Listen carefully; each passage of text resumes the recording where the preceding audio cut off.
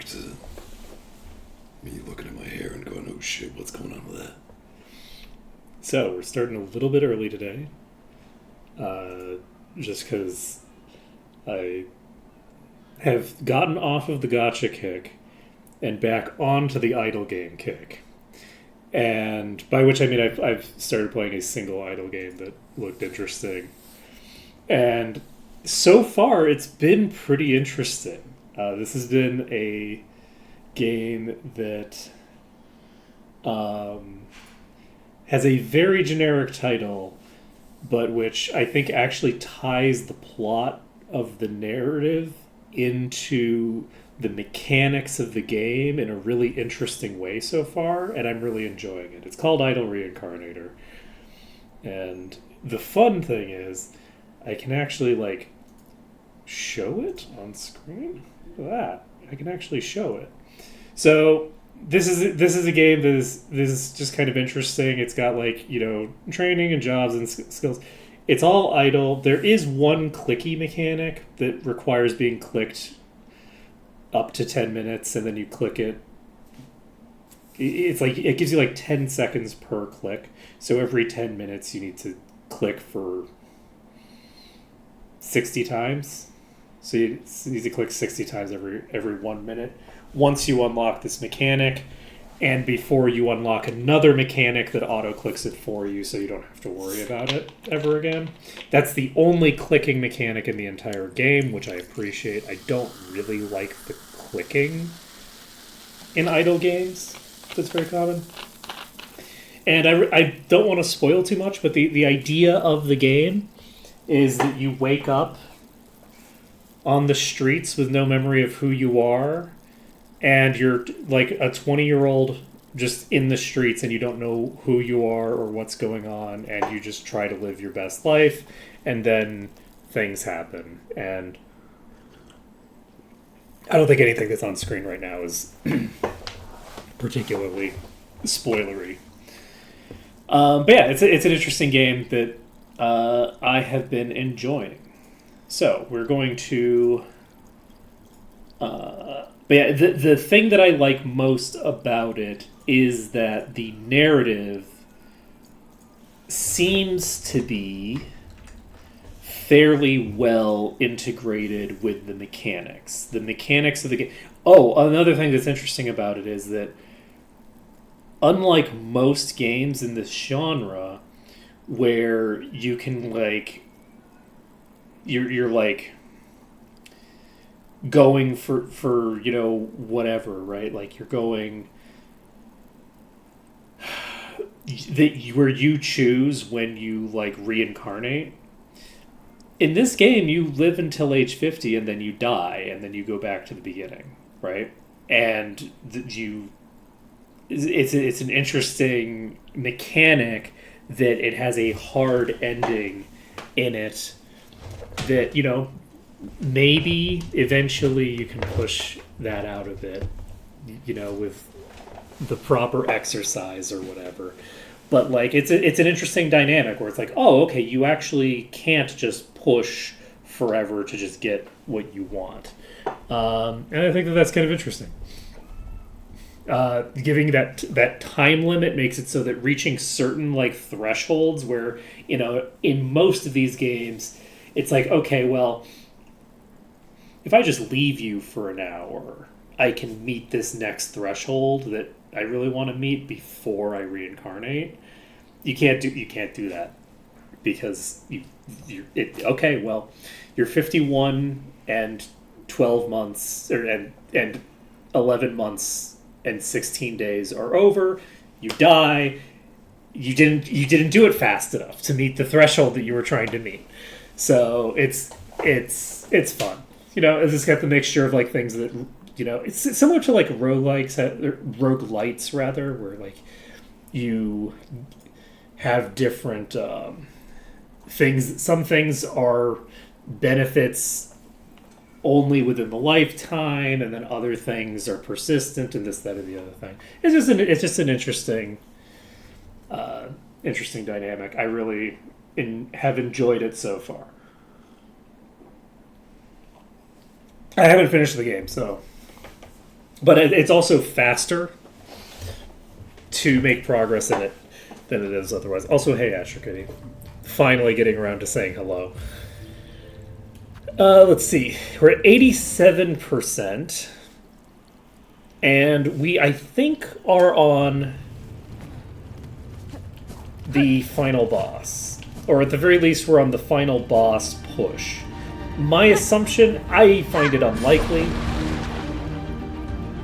that this is actually the final boss. It would be a very...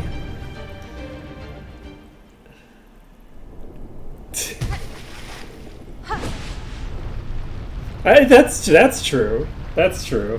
Everything prior to the official start time of the stream didn't actually happen. Yeah. I definitely remember how to play this game.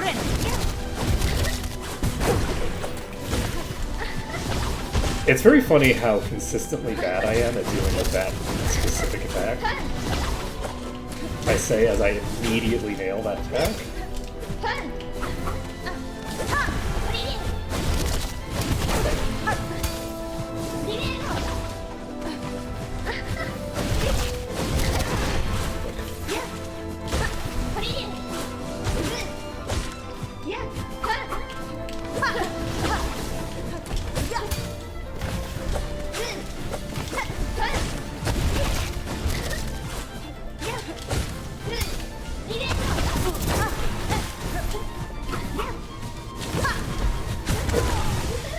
Okay.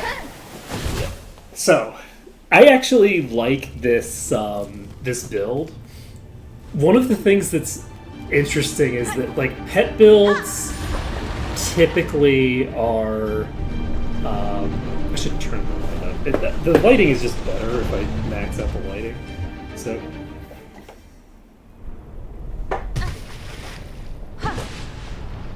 One's there.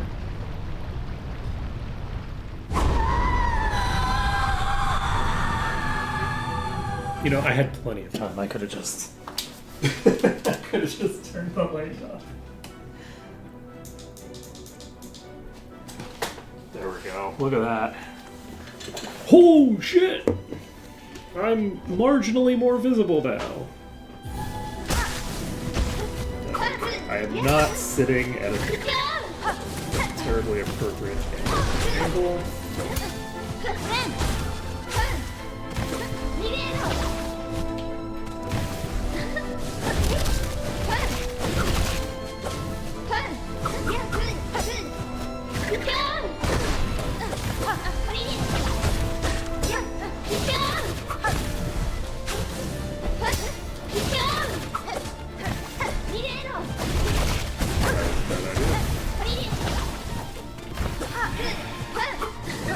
I need to remember what attacks can be punished and how to punish them.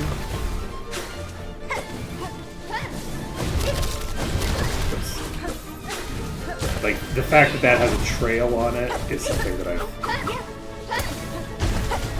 now forgotten twice.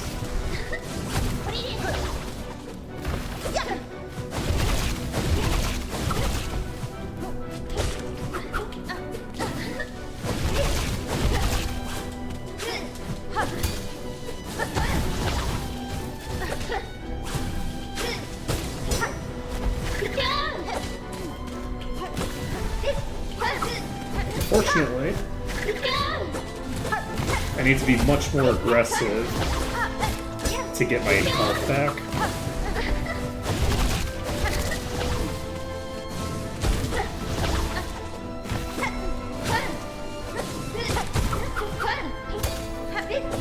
And so I don't think I'm getting my health back.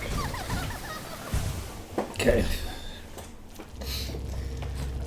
So we're actually sitting in the chair correctly now. Was my knee visible that whole time? I think it was, right? Like just barely at the bottom of the thing. I was at this incredibly awkward angle of the chair.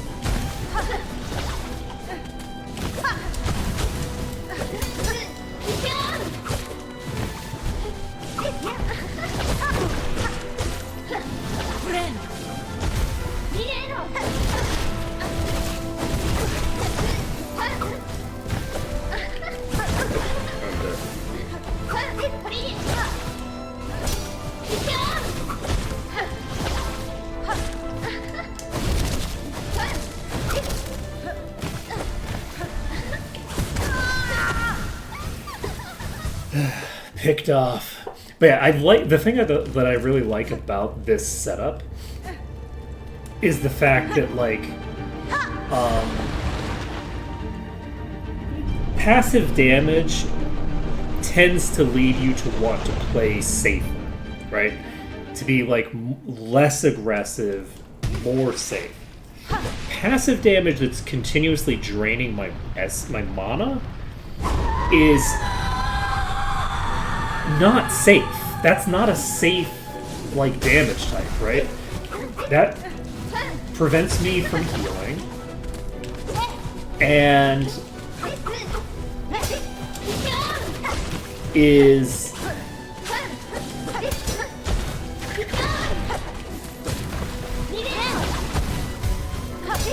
like just an intrinsically very dangerous way to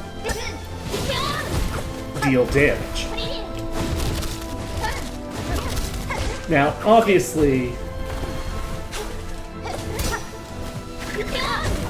moment to moment, I can play safer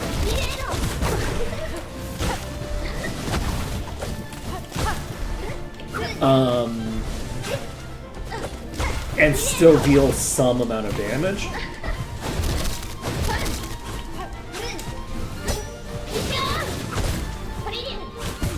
But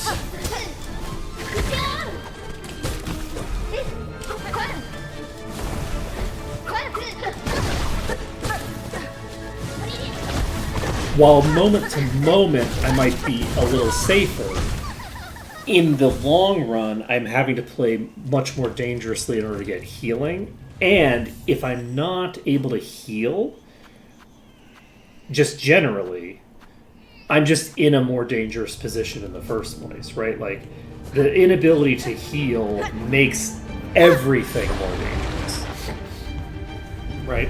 I'm basically going from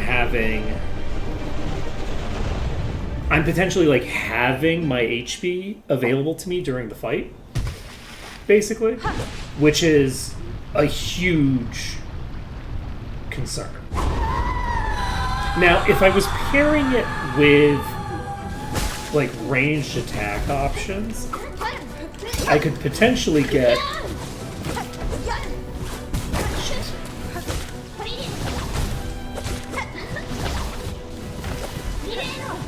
kind of the best of both worlds there,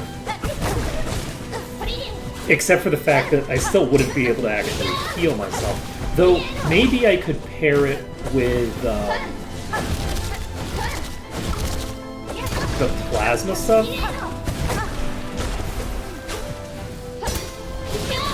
This fight's gonna start going massively better, kind of on a dime, when I start getting my my accuracy back down. The number of times that I'm getting hit because I'm misjudging a dive by like a foot and doing a dive into the enemy, not pogoing, and then landing on the enemy. That happened like twice that fight. Like, so once I start getting that down, like consistently, which I'm probably gonna have to relearn the spacing on that every time, at least for now. In a few years, when I've played this game for a long time, I will have better muscle memory for dealing with the specifics of the way the game handles.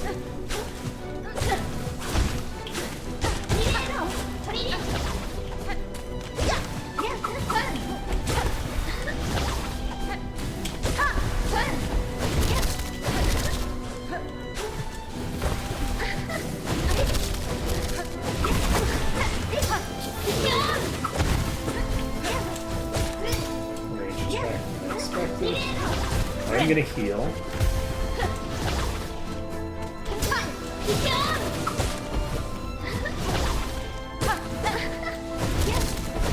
Shit.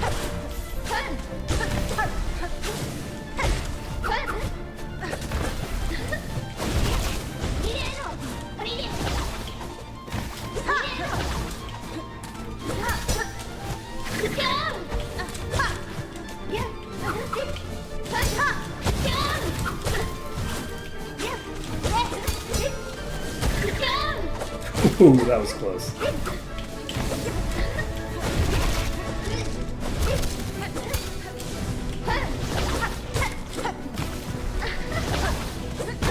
Shit.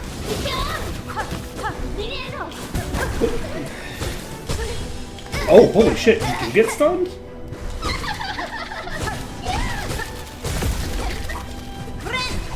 Oh shit, what the fuck?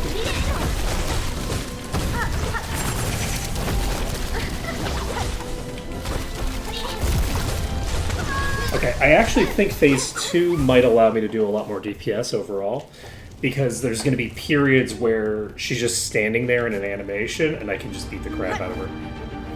We also managed to be aggressive enough that we broke her poise, and it took me completely by surprise. So, I think that being more grounded and less aerial is probably a good idea. I'm not really skilled enough to pogo off of her at the appropriate moments. She's just a tiny target, and she moves around very fast with timing that I'm not having an easy time with. Shit.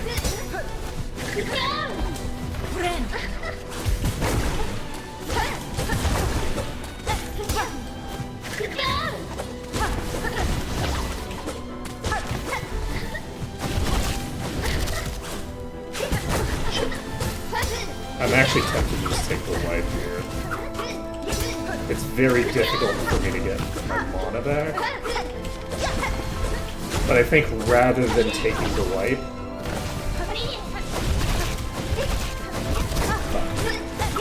I play aggressively so that I either die quickly or I get my resources back.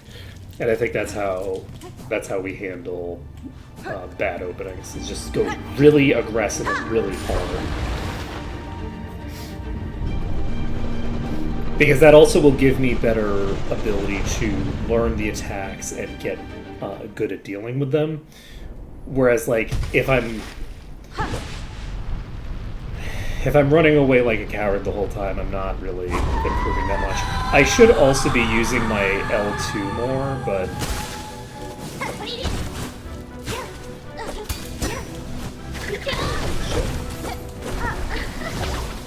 my fingers were out of position for that.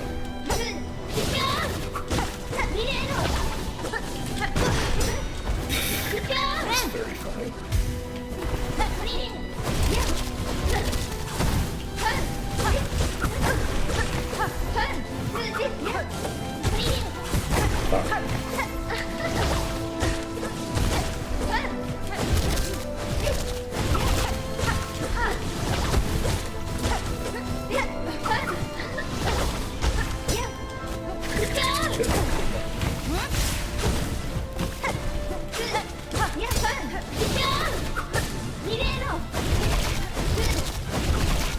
What I'm trying to see here is if I can actually get aggressive enough to get that stun out. My guess is probably not. Getting that stun out is going to require some good luck because I'm just not good enough at the patterns to be able to be like hyper aggressive. And I think you have to be extremely aggressive to get the hit. I don't think that charged attacks are going to do me much good here. They're not.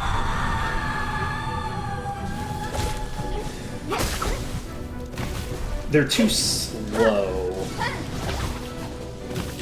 for me to make good use of them.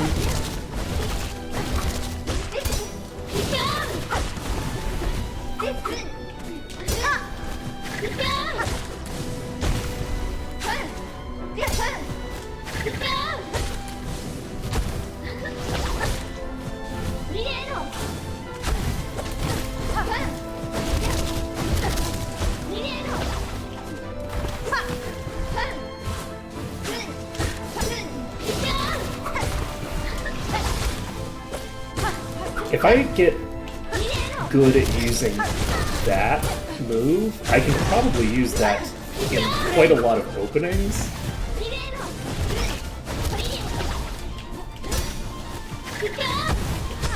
That I wouldn't usually consider. Ooh.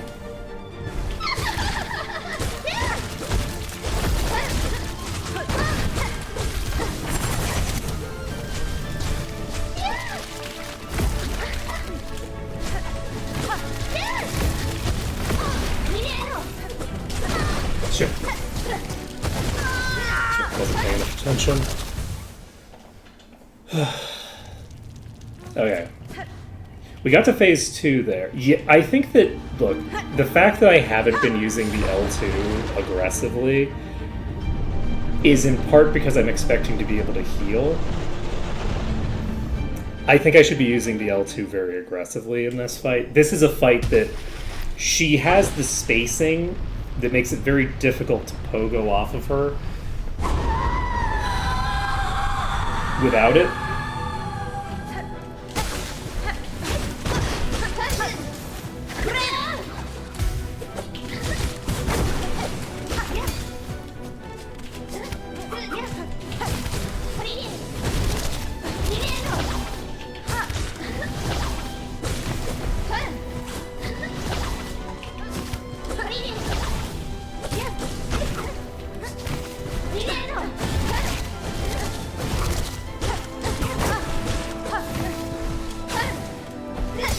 Now, if I do that, I am basically precluding the possibility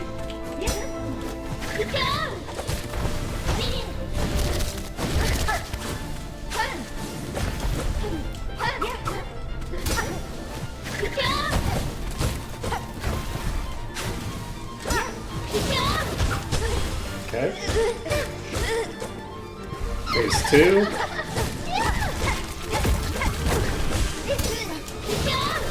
Oh shit.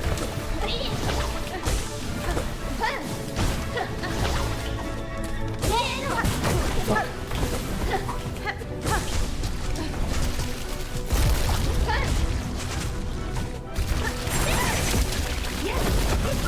Shit. Got caught.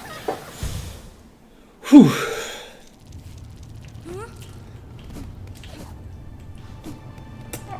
I think that now that we're integrating the L2s into things, this should go a lot smoother. This is a fight that's actually,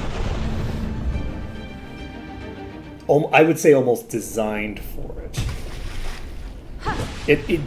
The speed with which we got to phase 2 there is very fast, because we usually spend so much time not doing anything because that was funny.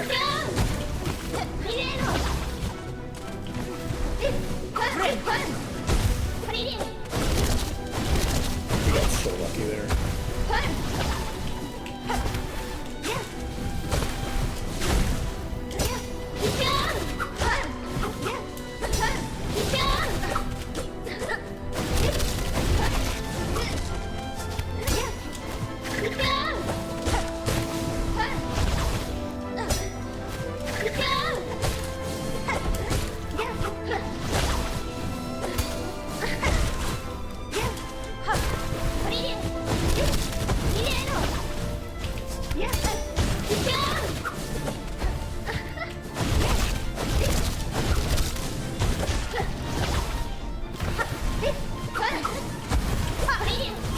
Shit.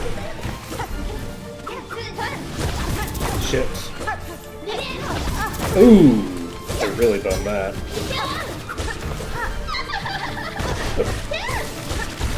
I was not that was a terrible combination of things to do. I was fully not expecting a transition at that point, and just completely botched the transition. But we are getting to the transition pretty fast. We got to the transition once yesterday, and then we've now gotten to the transition 2 out of the last 3 attempts. And phase 2, I do suspect, is going to be potentially less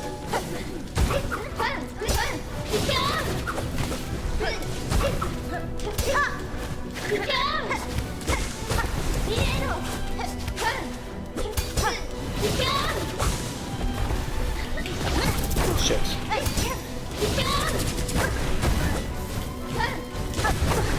Okay, I am completely ruined.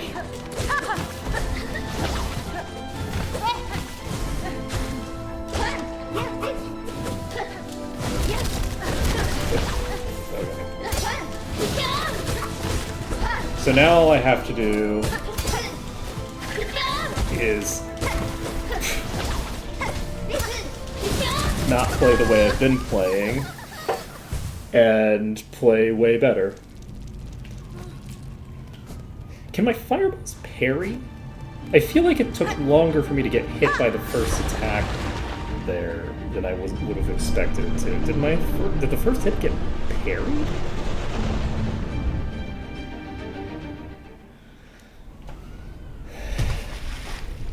I might have actually been able to jump out of that because of the I think that might have gotten parried by the fireball. So I could have like jumped because I wasn't hit stunned. But I could be wrong. It could have just been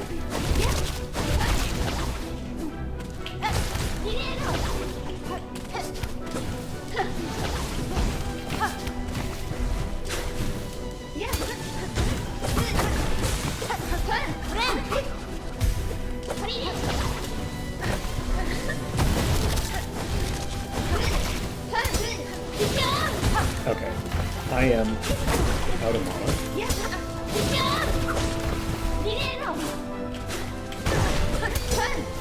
Misjudge that. Walk right into the parry. Those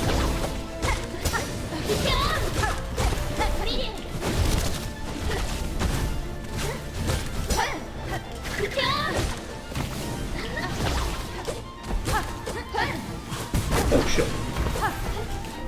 I don't know why I thought that that was a lead up to the other attack.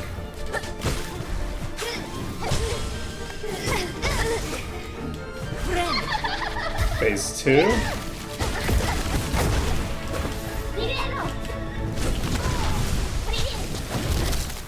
Played badly there.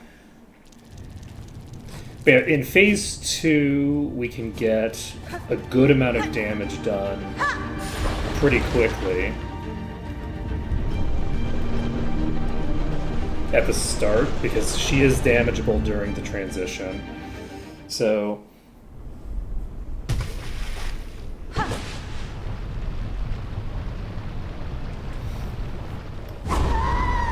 I think we can make this happen.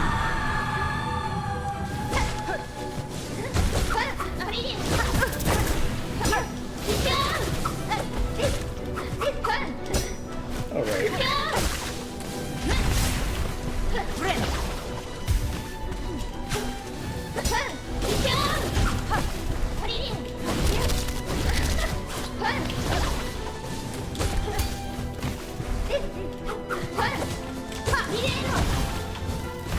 Should have gone the other way there.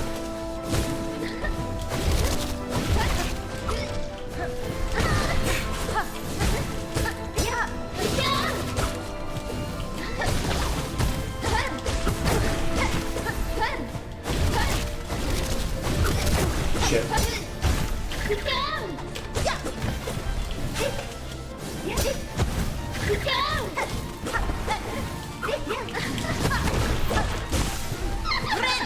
Phase 2.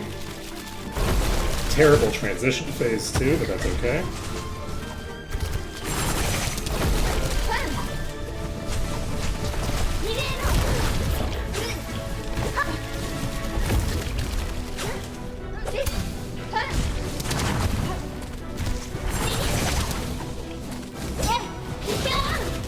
Oh, god damn it.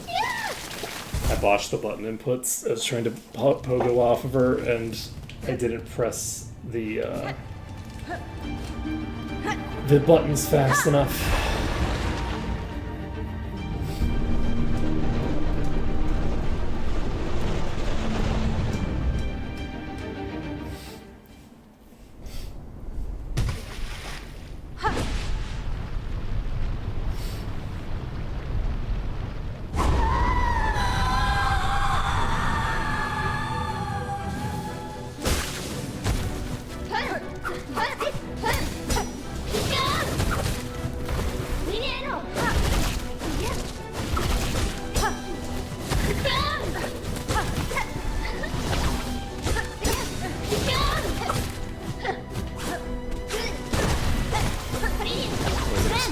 going that far. I was not expecting you to hit me there. Fuck. Fuck. I keep misjudging all of these attacks. This is such a spacing issue of just every single attack I misjudged the spacing by like a centimeter. I was not quite high enough to get above the tentacles. I didn't quite hit her hitbox when I used my attack. There were like two others that happened immediately prior to the first thing that I just mentioned, where I'm just like consistently getting this. Oh, I dashed in thinking that I was too far away, just dashing in blindly to what I knew was coming, but I had misjudged the length of the arena. Like, fuck up after fuck up over and over and over.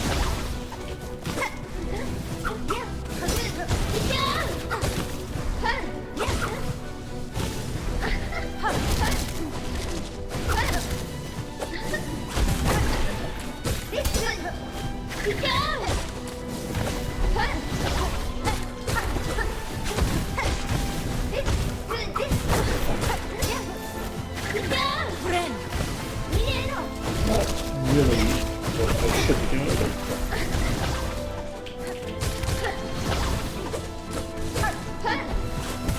Remember that lesson that I allegedly learned?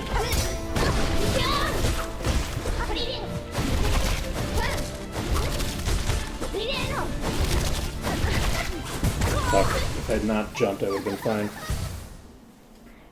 I had time to respond to that in either a jump or a non-jump, and I jumped.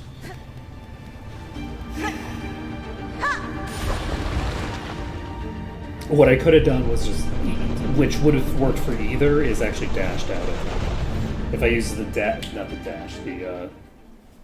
the grapple, no matter what she does at the final portion of that, I think I'll be out of range. But maybe not. I might not be able to be out of range if she does the...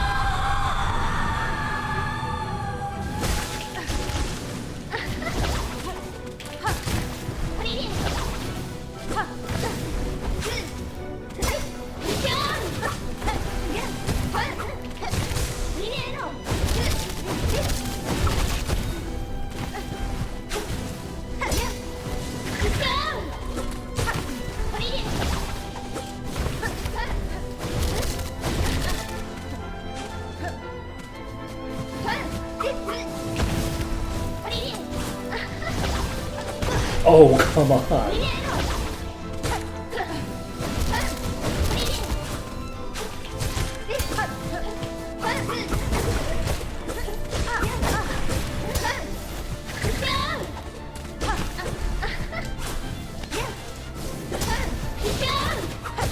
Incredible luck.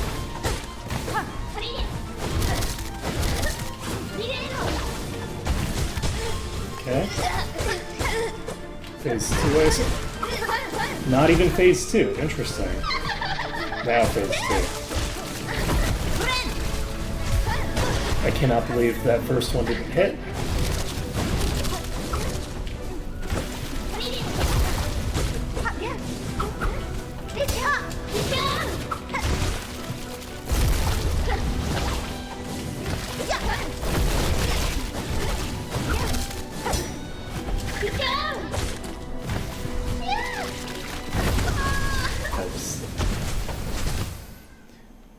That was embarrassing. That was embarrassing. Okay, we should have this. I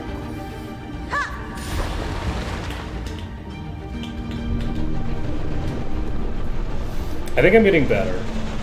I think the fight is more manageable over time. I'm still periodically just getting a string of just complete fuck-ups in a row.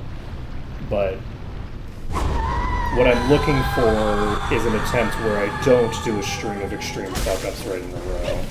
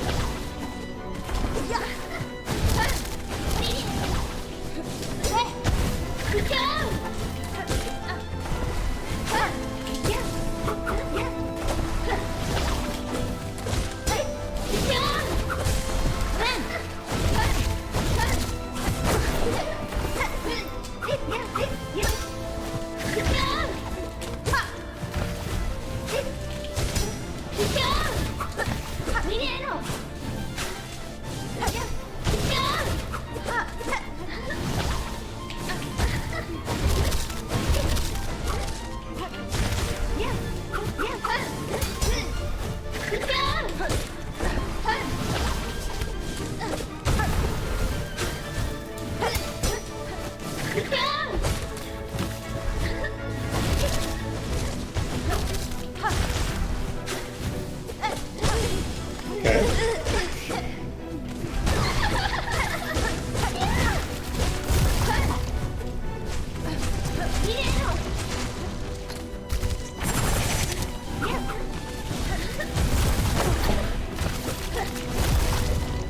Oh, okay.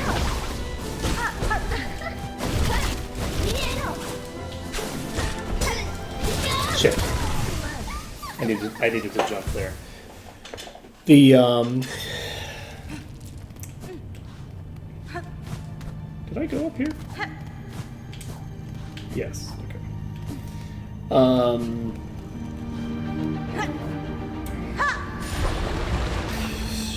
Phase 2 is a lot harder to heal in because there's a lot of periods where you're not. You know, I should have an attempt counter. I should have an attempt counter. If I was a good streamer, we would have something like that.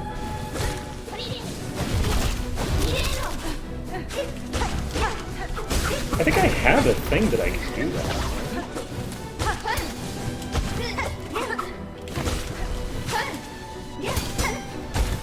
Didn't I download one of those speedrunning tools?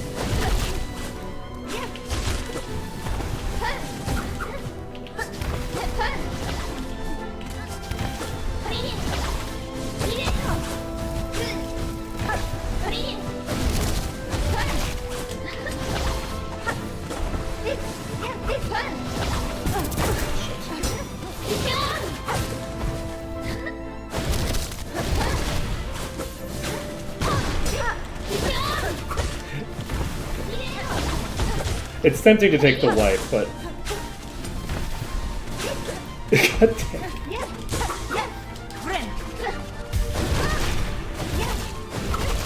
The reason that I healed in such a crazy position there is because...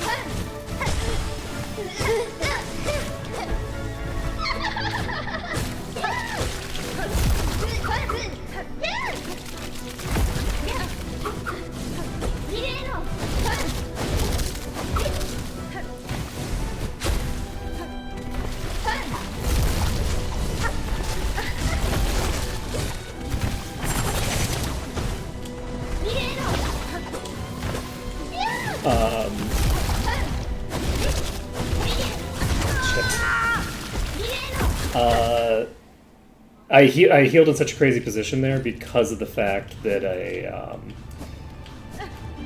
the drain effect on my SP is just going to keep coming out, and so I'm like, okay, well, it's time for hopes and a prayer, because if I wait another half a second, I'm going to spawn another wisp, and then I'm not going to be able to heal. I don't know if this is making the fight harder or easier. The one thing about this kind of fight is that heal economy is fundamentally different.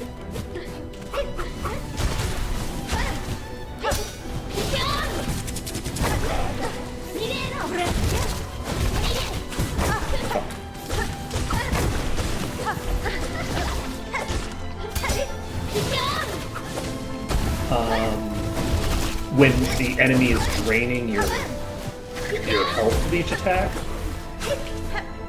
or not, draining your mana with each attack, enemies do generally drain your HP with each attack. That does tend to happen.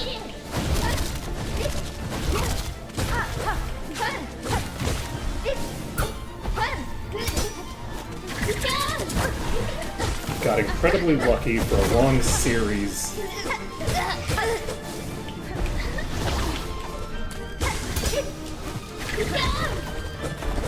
of engagements.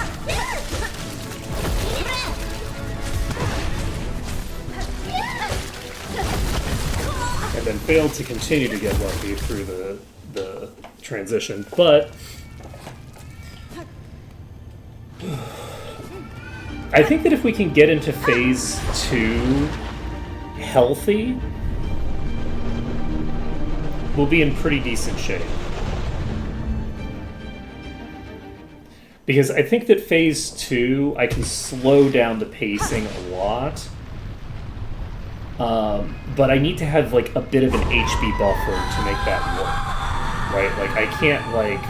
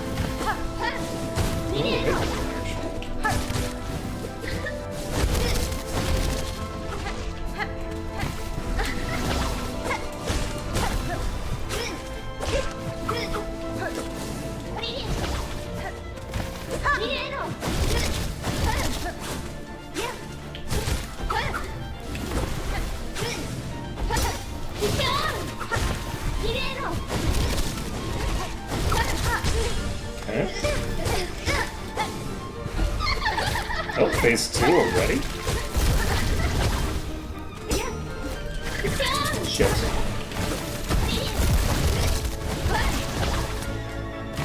That was particularly bad timing, didn't know that.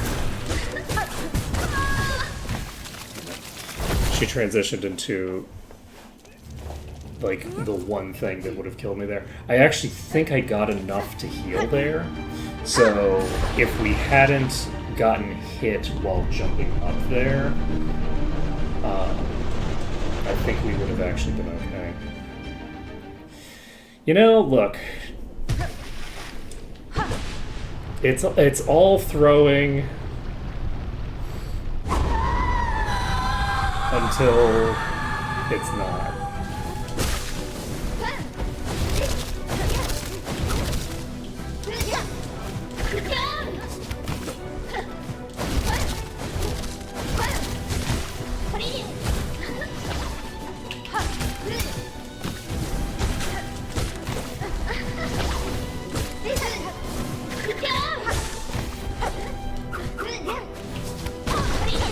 That was rough. Okay. Oh my god. The combo.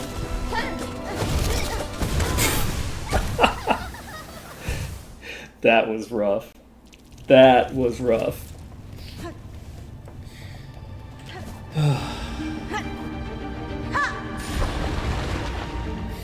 But yeah, I need to basically improve my accuracy by like a little bit. And I need to get better at using my R2s. And I need to get better at some of the spacing. Oh, sorry, my L2s. And I need to get better at dealing with the fact that some of the animations can't be easily canceled into each other.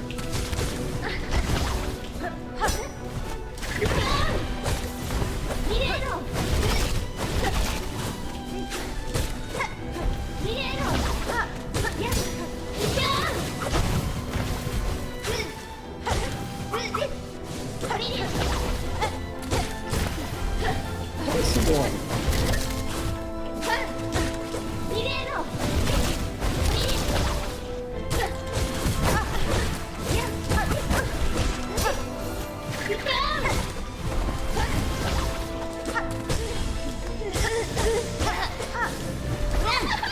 Phase 2.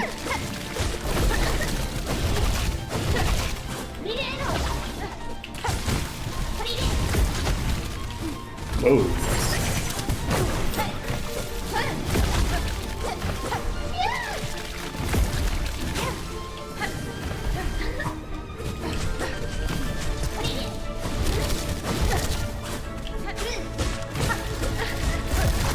Okay.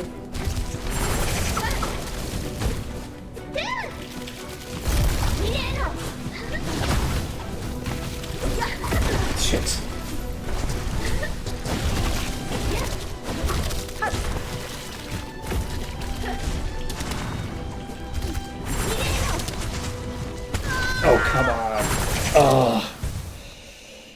I hit the ceiling.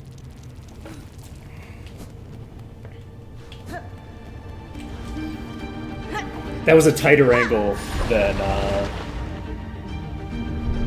is easy to deal with.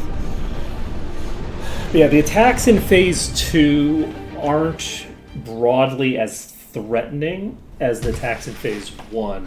However, and this is really important, the Phase 2 attacks block the screen. She can and does appear behind the attacks.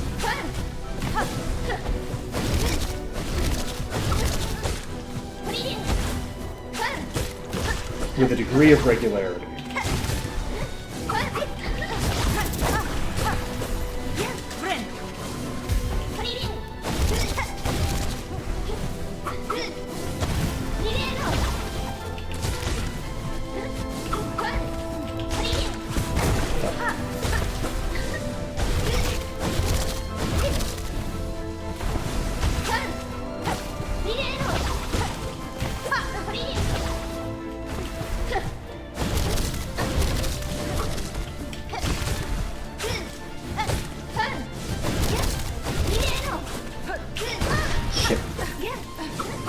Close.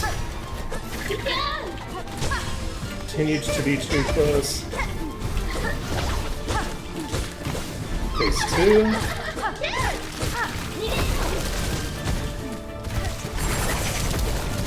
Fuck. That was really unfortunate placement on those. I guess I could have probably rotated right around them. But that was not an easy patch for me to deal with my general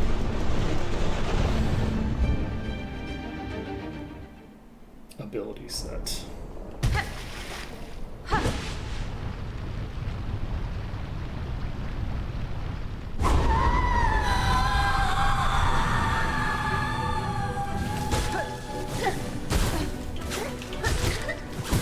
Oh god, why would you do that to myself?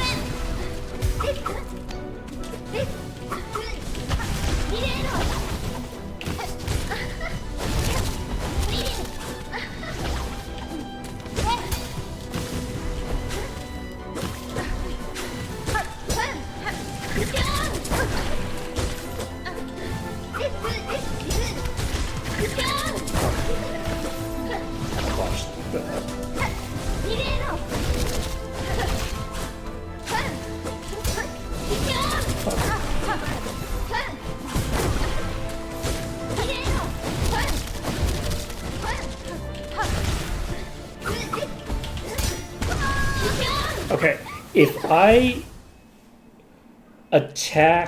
I use the hook into a parry, I think I actually go through her body and run into her and take damage. I think that's what happened there. I'm gonna see if I can take the initial hit. It's been another 20 minutes. I was not correct in thinking that it was going to take me about an hour of attempts. Unless I get it done in the next couple of attempts.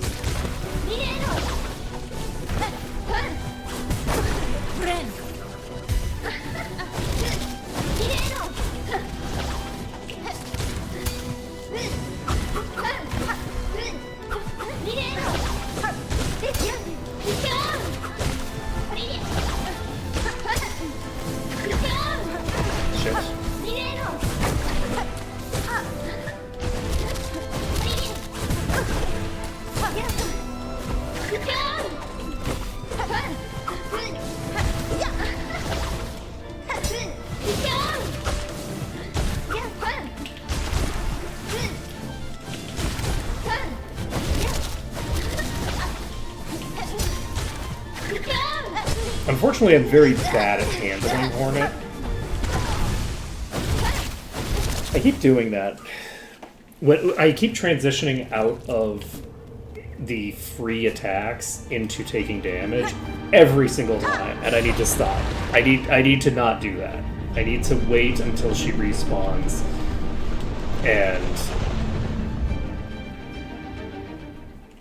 And then start moving. Because I keep sprinting directly into her body.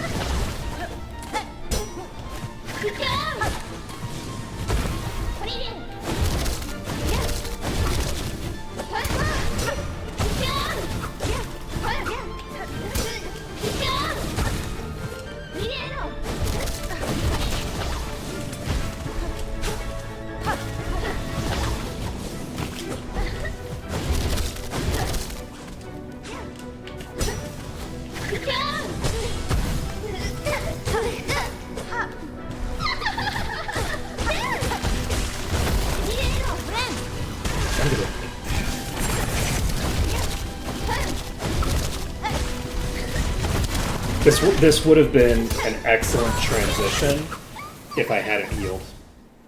I had plenty of HP and I had the ability to heal. Though I probably would have lost the ability to heal pretty quickly. But I was expecting a slower attack. There's like actually a lot fewer opportunities to heal in this. In this phase 2 than there are in phase 1. In phase 1 you can heal almost any time, and you get used to it. And then in phase 2, there's not a lot of openings to heal because you have to ensure that she's not about to use a thing that will really fuck you up.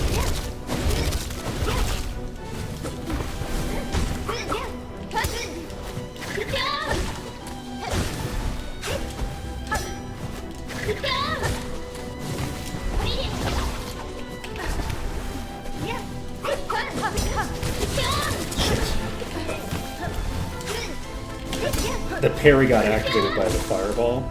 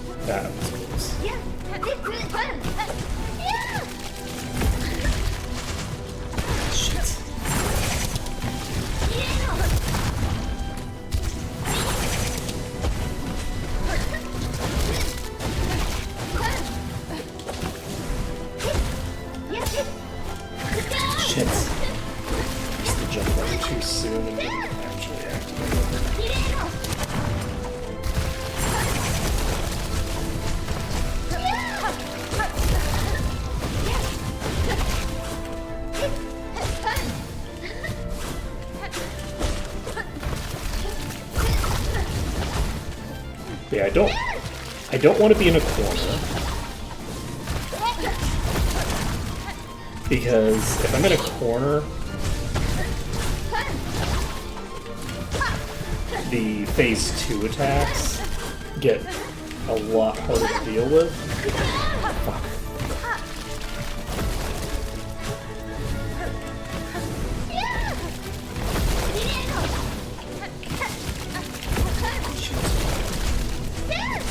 is incredible luck. Holy shit! Wait, what?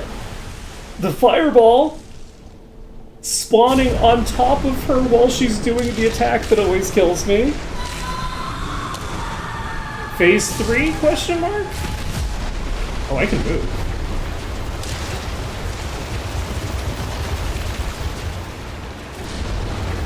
Oh, I need to get the fuck out of here? What the... You gotta be kidding me. Well, what the f...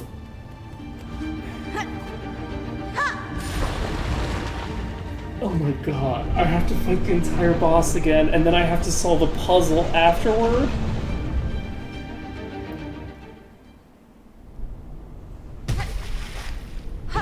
Oh, that was so rude. That was so... I cannot... That is mean-spirited right there. Like, what the...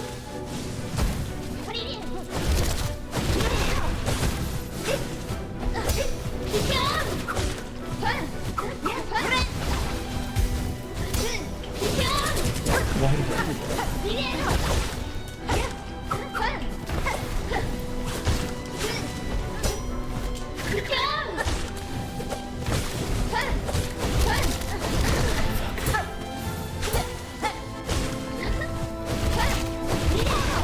Maybe that again.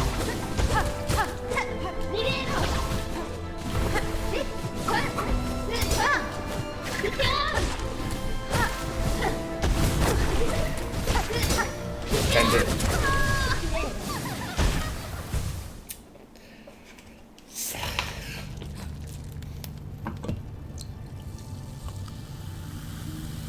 Is that phase 3?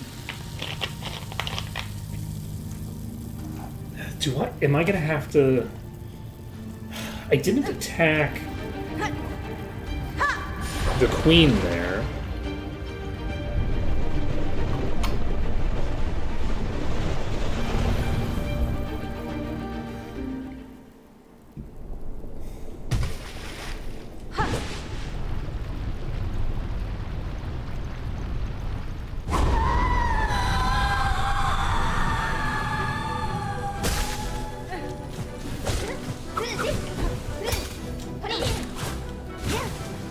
Which maybe I could have gotten away with.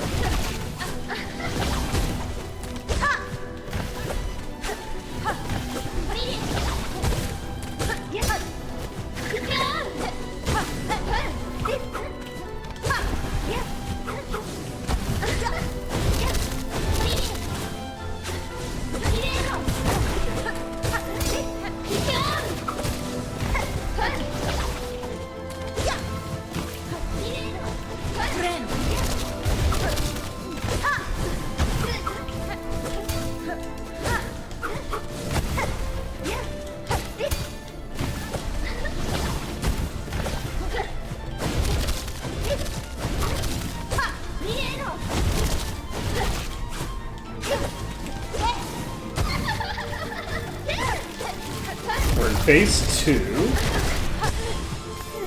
And then we get the hit. And I don't get punished for healing at an inappropriate time.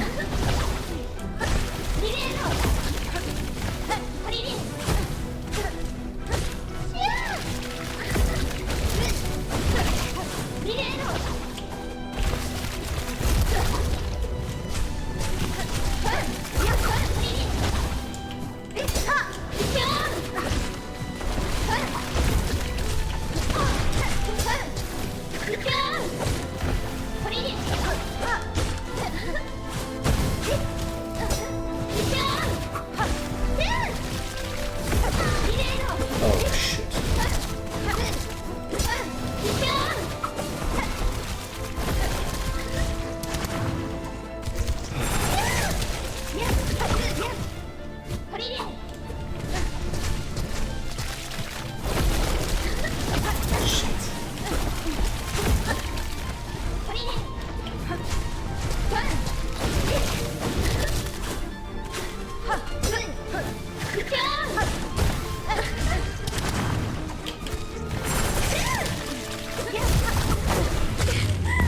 Okay, and again I have 1 HP for phase 3.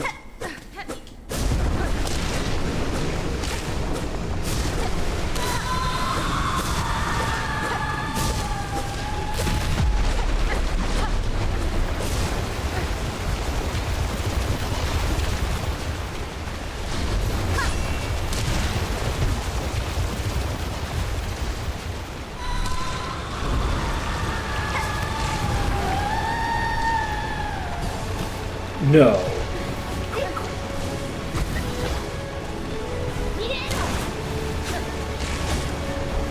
There's a phase 3.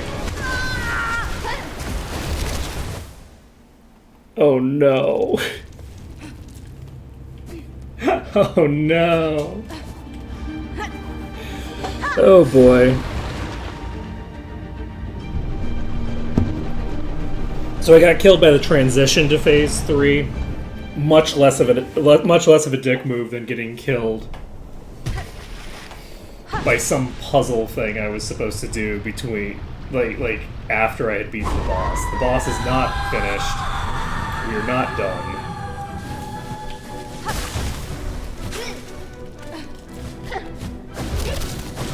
I don't think that was gonna work.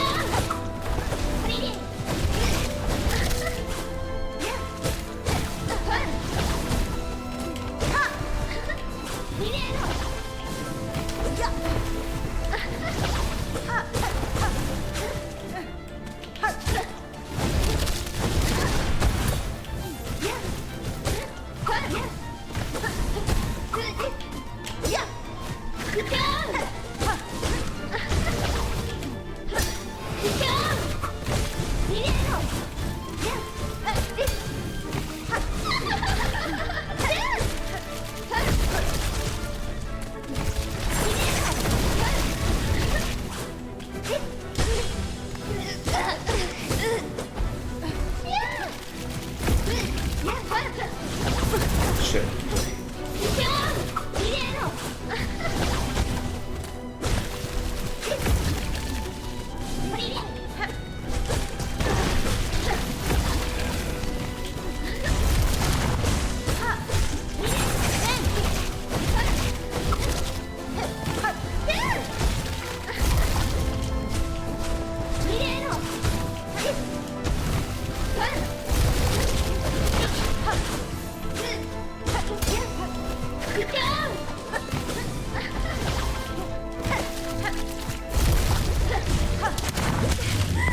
Okay.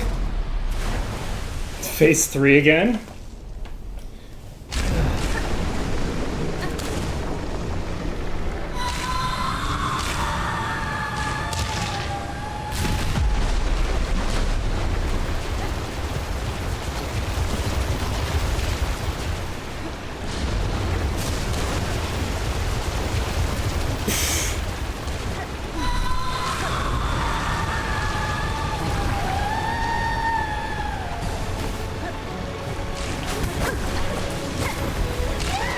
Not a great transition.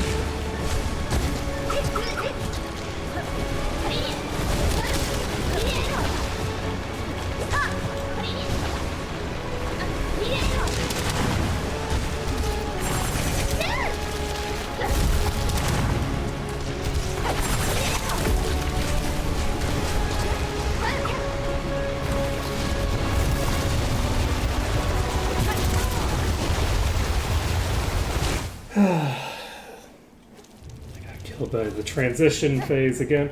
I'm actually curious about this. It seems like the liquid level is rising. I wonder if that's a time limit or if that's something else. I think that we are going to try to be more aggressive in that phase.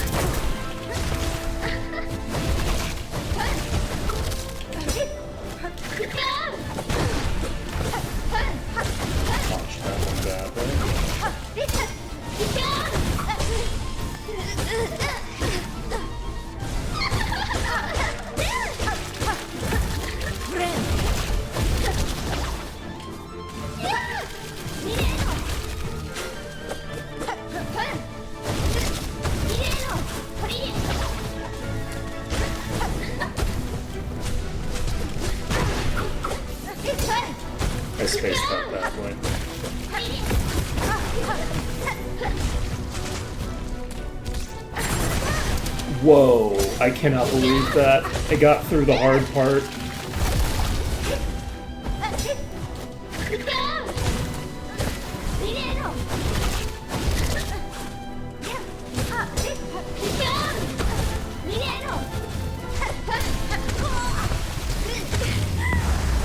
Well, we got the transition. On the plus side, we're fairly consistently getting to the end of Phase 2 now.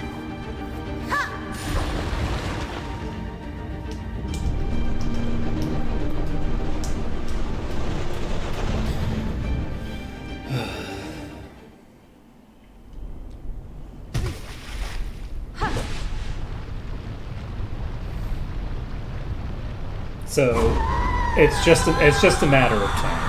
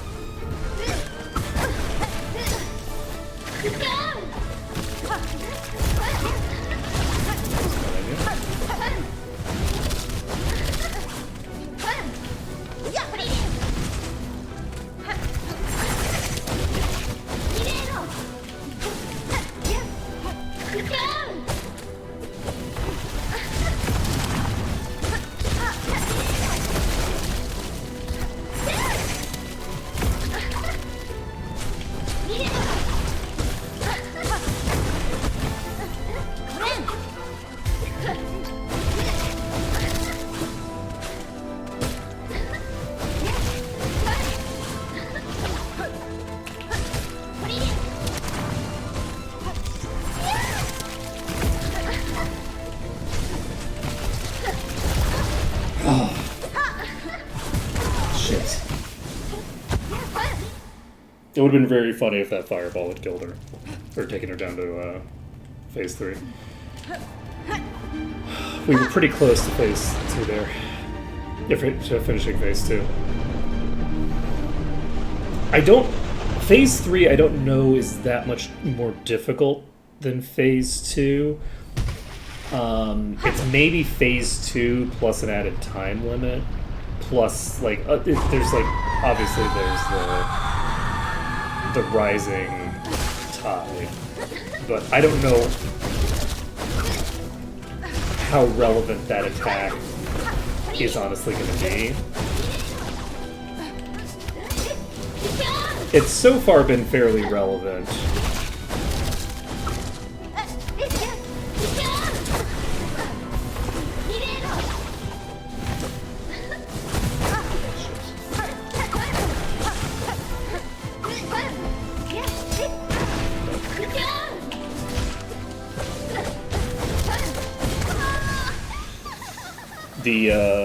Every now and then when I use the hook, I really screw myself with it. The hook might be something that I am better off only using in the air. It wasn't the only thing that threw me off there, but it definitely threw me off so substantially that I just started failing continuously there.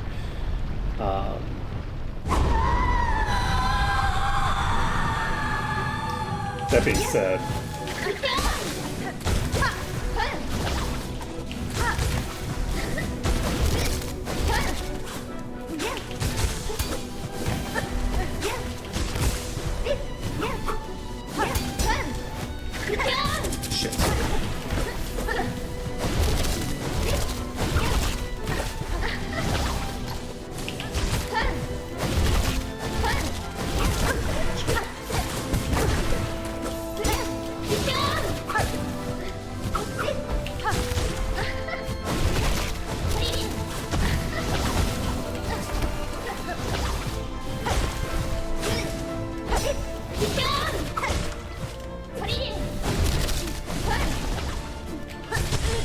Okay.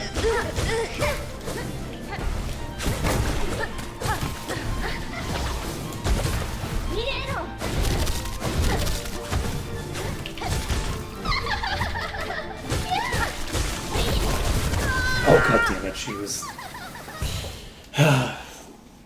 she transitioned directly into that attack, which makes my life a lot harder. Makes my life a lot harder if she transitions into that. Because I need to be really close to her to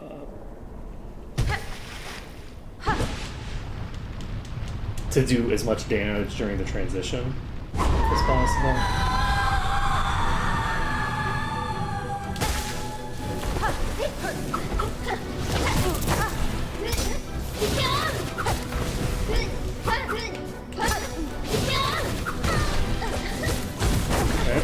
Let's just fuck up every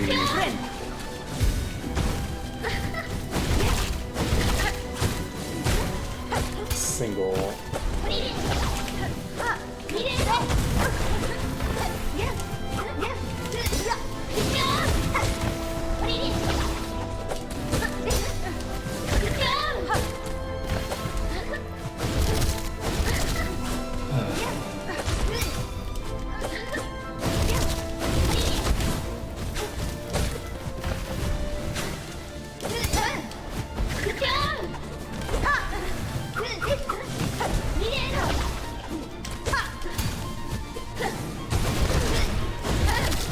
That was just a terrible place to be. There was 100 options that would have gotten me hit there. That was just a miss. Okay. There's two types of errors that can kill me, and both of them are killing me here. Which is, I can either die because I am doing the wrong thing,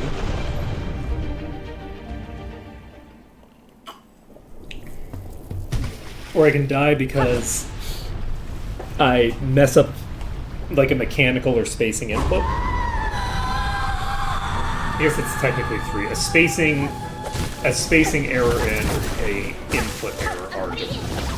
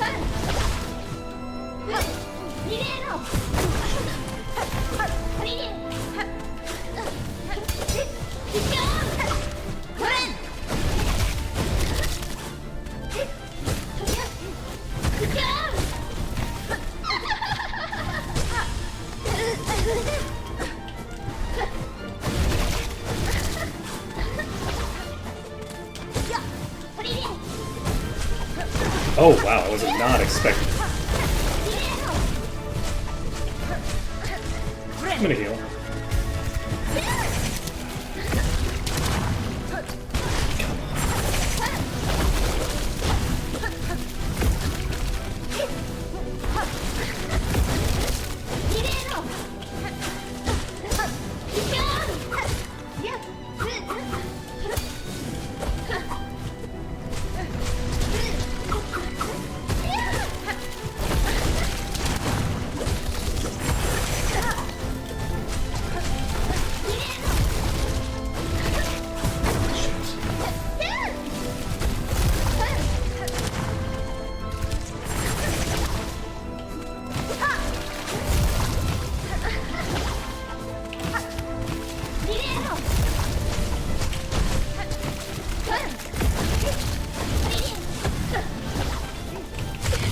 Okay, phase 3.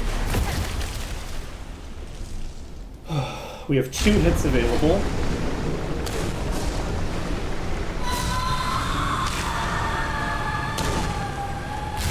Wait, I just realized that I'm draining my mana for no reason.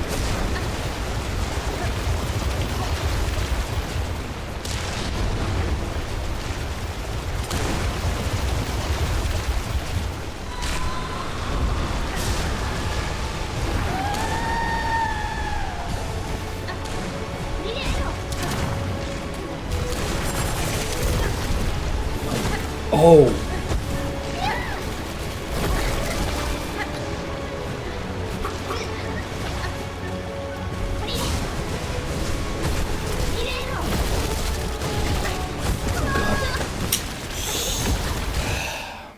I think phase 3. Yeah, I just need to be. I just need to be aggressive because if I'm trying to look if I'm trying to focus on the entire board at once, I was thinking it would be nice to like play it safe for a while. It's not actually safe to be far away and like try to like keep an eye on everything because the only thing that matters is what she's currently doing and the ground directly beneath me. So if I'm trying to look at everything, I'm gonna miss the tree for the forest. Which is not the way that people would typically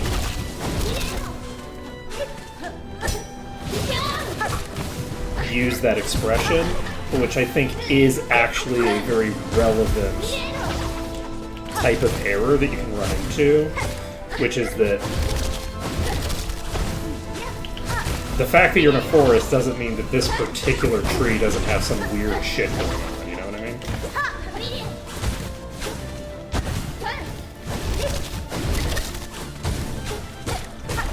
There's a limit to how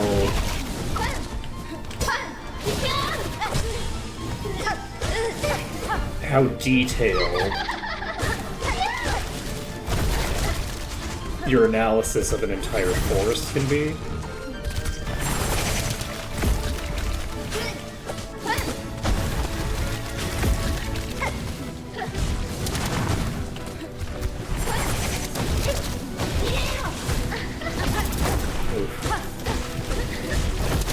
Oh god.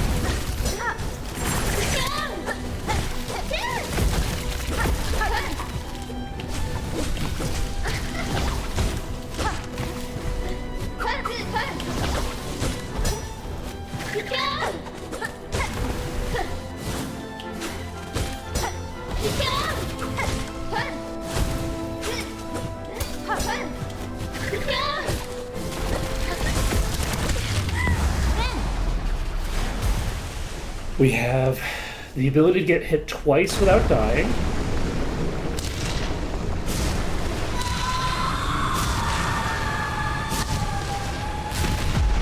This is good a phase.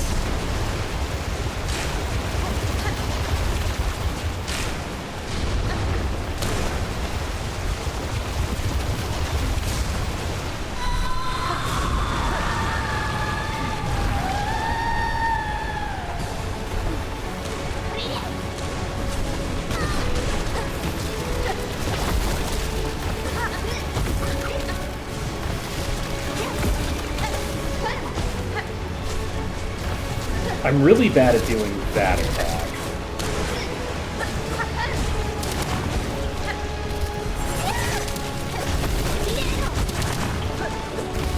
That attack is her most exploitable attack, like, period.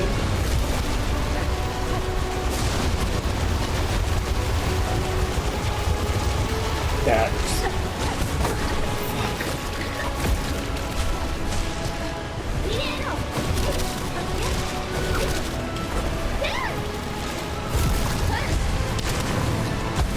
But being far away is not helpful for that attack.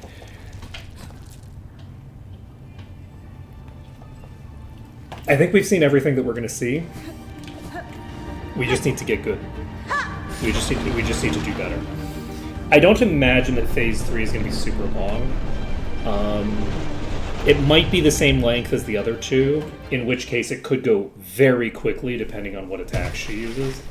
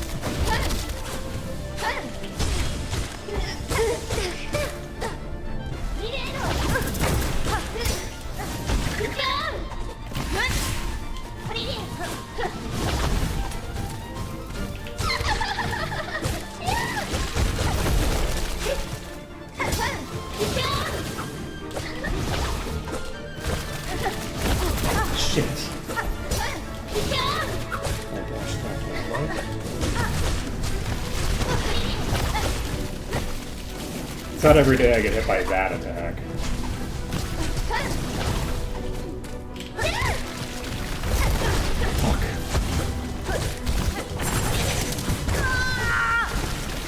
Fuck. Some particularly bad play in phase 2 there.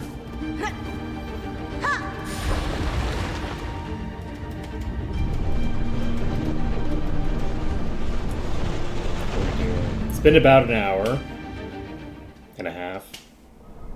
I can count.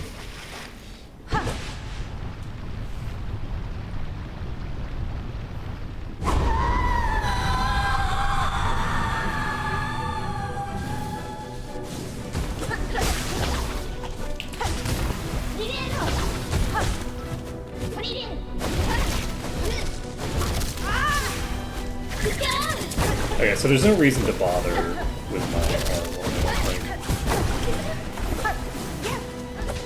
This is a really terrible fight.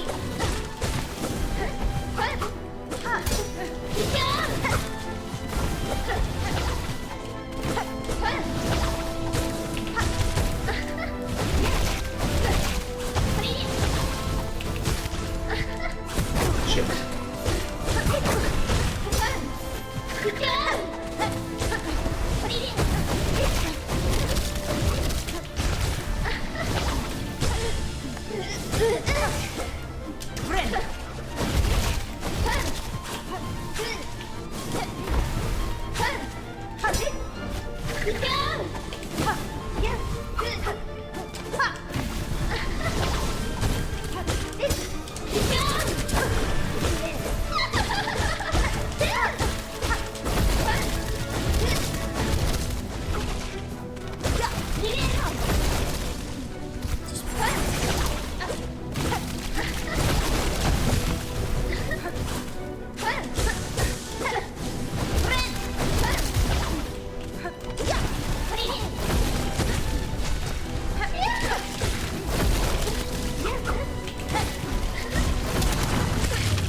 Phase 3. Phase 3 with a decent amount of stuff. It telegraphs which side the stuff is coming out, which is nice. The tide rises in the direction that the water is going to be coming from next. So that's very nice.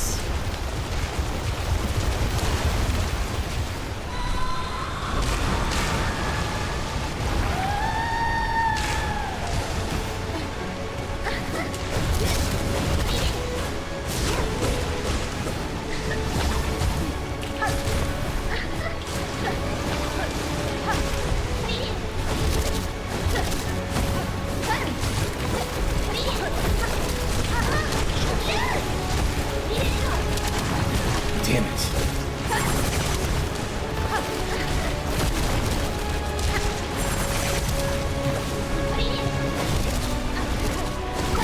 Fuck.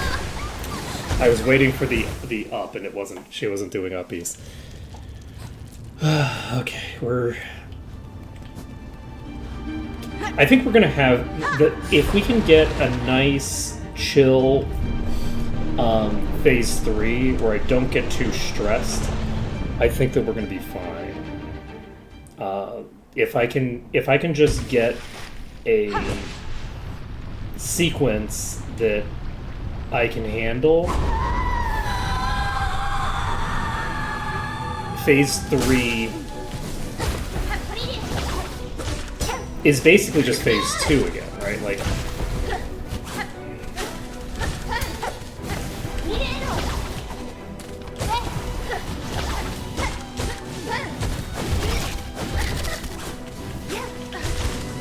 so like if I can beat phase 2 the first time,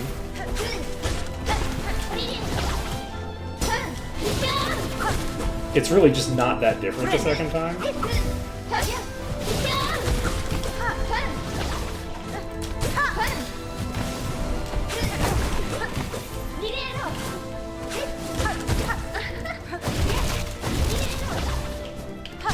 And I am getting way better at sequencing.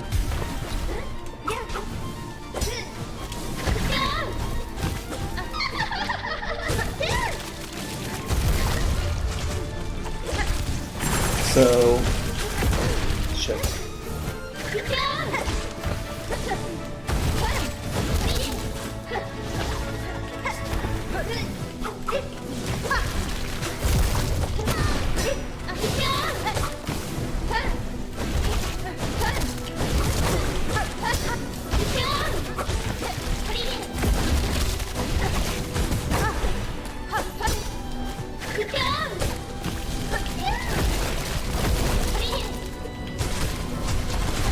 Might end up okay, I was gonna say we might end up activating like the saddest phase 3 of all time, but we did not.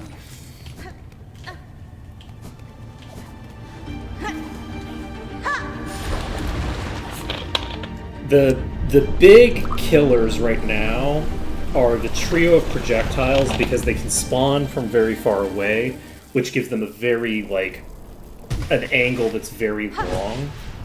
Which is, in theory, easy to dodge, but there's a lot going on the screen, right? There's a lot that I have to be dealing with at any given time. So... that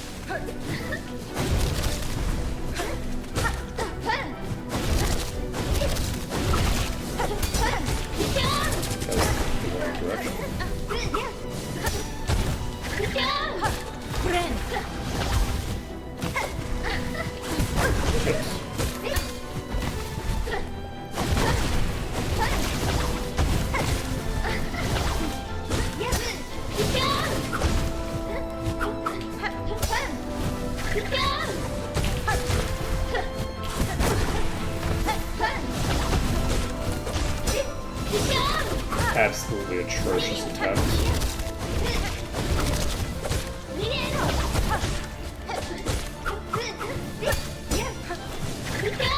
20 minutes ago called they'd like their fucking attempt back.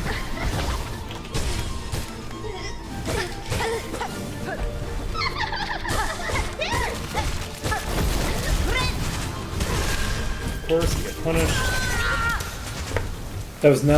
That's not a safe thing to do during the transition. It's tempting to because that's when I'm getting all the HP back, but I can't be allowing myself to get hit that much during phase 2 anyway. I'm not at a phase where I'm like trading to try to like win. At that point I need to be not taking damage anyway. So it isn't really that important that I burn through my healing because all I'm looking for is to make good trades. There is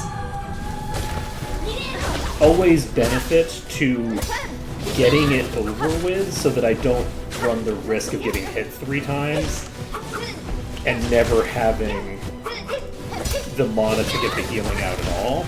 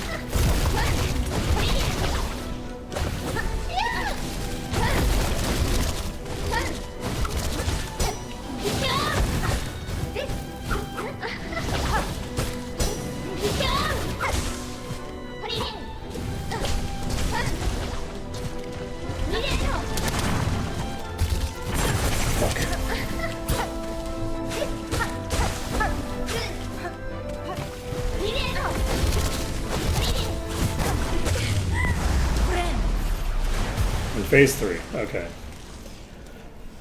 I fucked up the last hit there, but that's fine.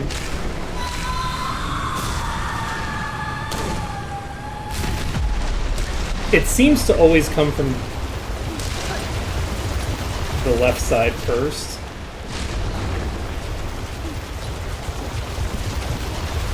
But I want to...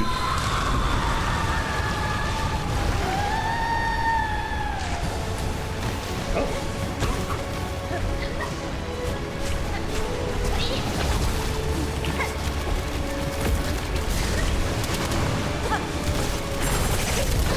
Fuck.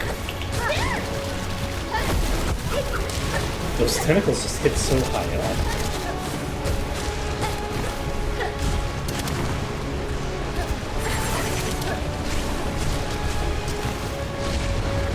Okay, that's the first.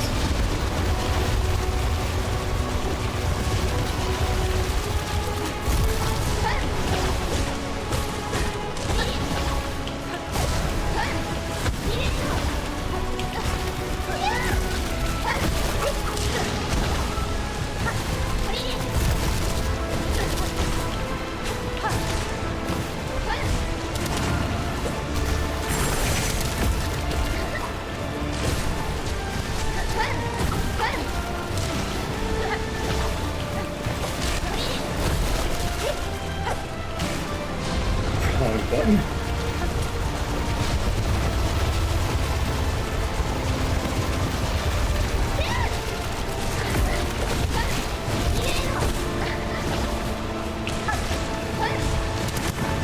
Okay, we are moving away.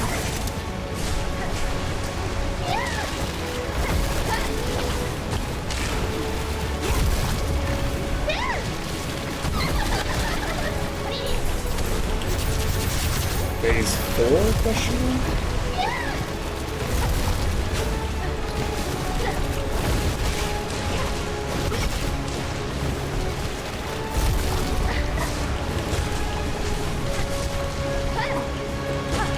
I don't know if she starts the phase with the ability to use that attack or not.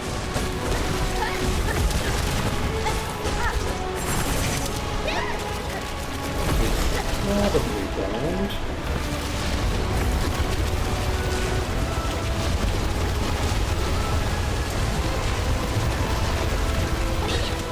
No! She transitioned straight into the attack that I didn't want her to transition into. Oh no. I wasn't even like trying to be aggressive there. I just was caught off guard by all of a sudden she's just standing in front of me. Oh man.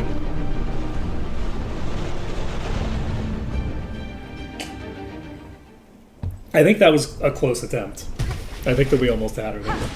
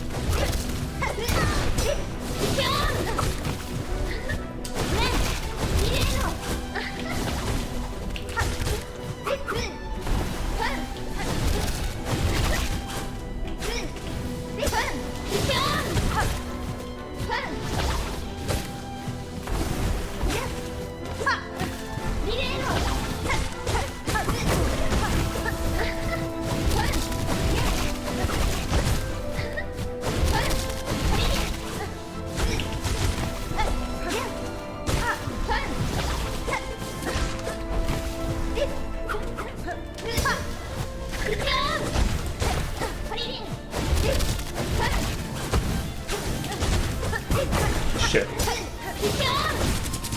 Wait, what? How did I get hit by that? I'm not sure what the fuck happened there, but it's certainly not good for me.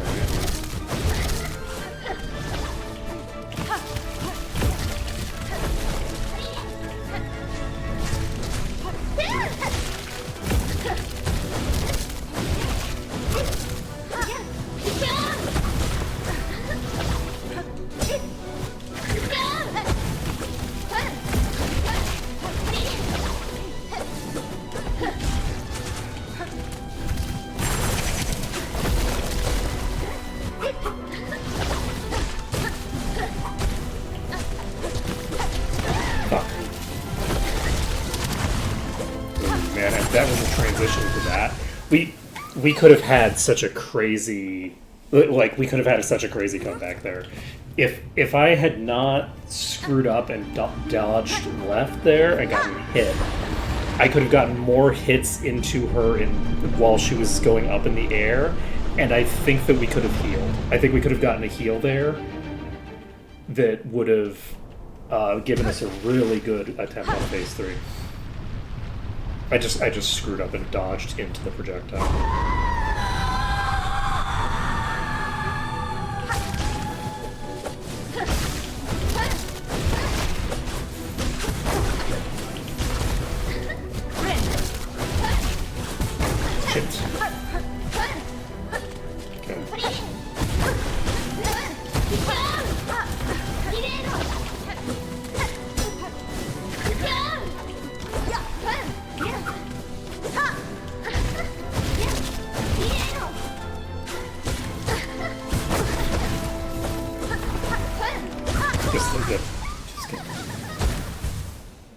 I did deliberately die there on that last hit. I'm just like, they're generally speaking, I don't want to be taking the wipe because my intention is not to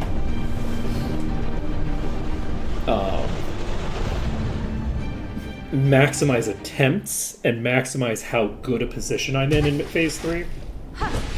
My goal is actually to get better at the fight, which means maximizing the time on target. So spending less time in the runbacks by maximizing the duration of each fight is the goal here.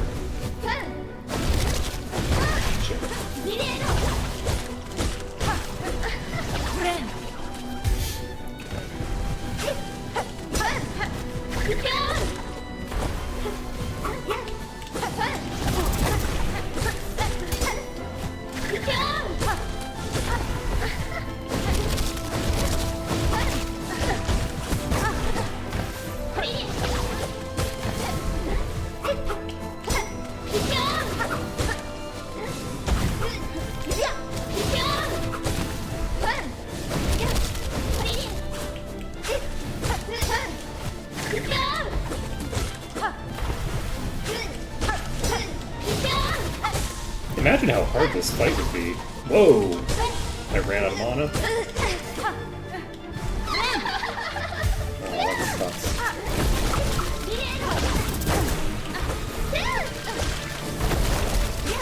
Oh shit. I don't know how it was that I visually read her appearance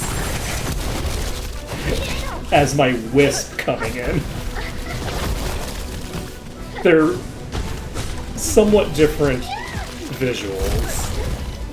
And yes, it's the corner of my eye, but like, it's still a different color.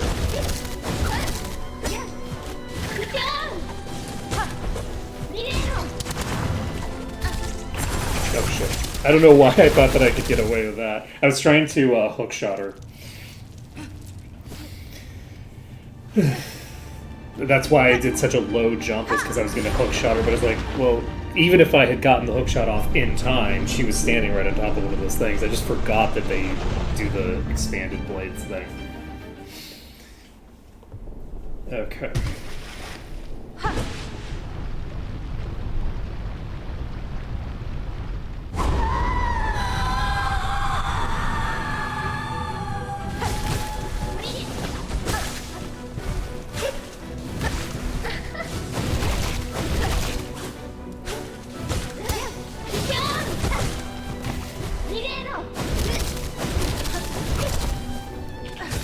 You know something that just occurred to me?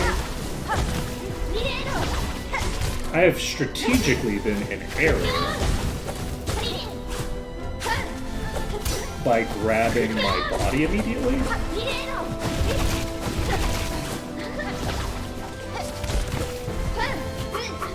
That was very funny. I didn't actually hook her there.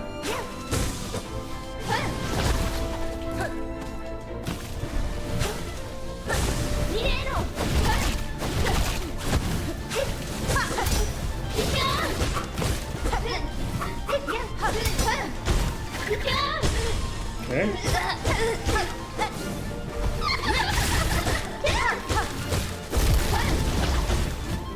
So the hope here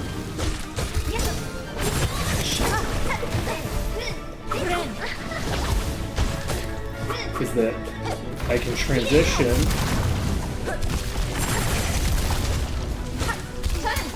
that extremely clear phase 1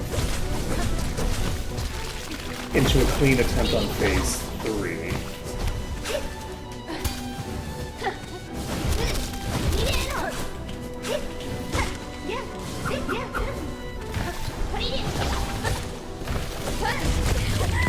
Okay.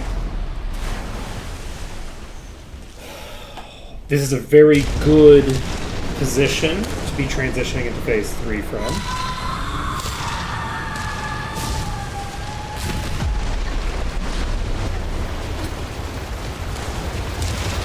And we have established that later on, when this happens again, it's not always going to be starting on the same side.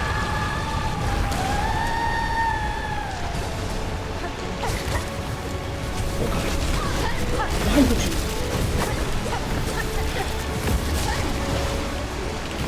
Okay, that's really unfortunate.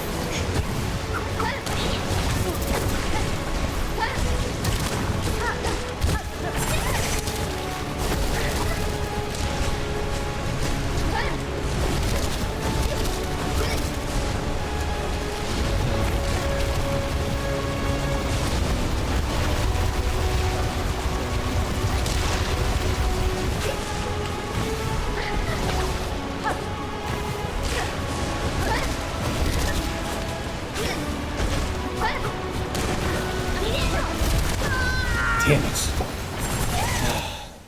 I forgot. I didn't see the thing under my feet. But yeah, unfortunately, we got a really good transition, and then we played terribly at the very start of phase 3. Just completely shat the bed. Completely shat the bed there. I think I will leave my cocoon. I'm gonna leave my cocoon for now. I'll take my cocoon when it is convenient to do so.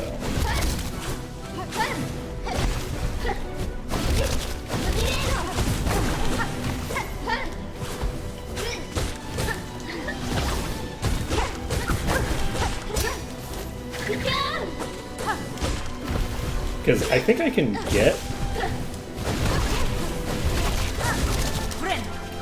I can get a heal off without my cocoon. I'm going to just do that. I'm going to grab my cocoon. And this gives me a little bit of wiggle room for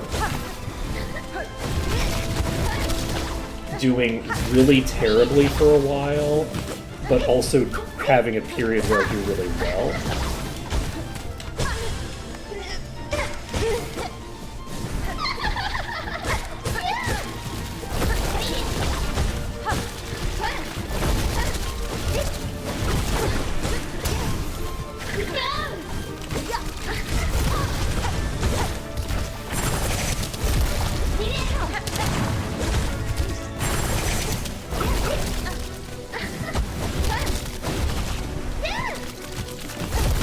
Damn it.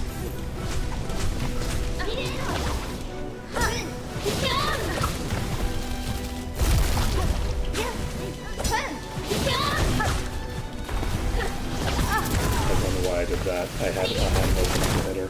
I actually might have been able to get the knockout there. I had done quite a bit of damage in phase 2.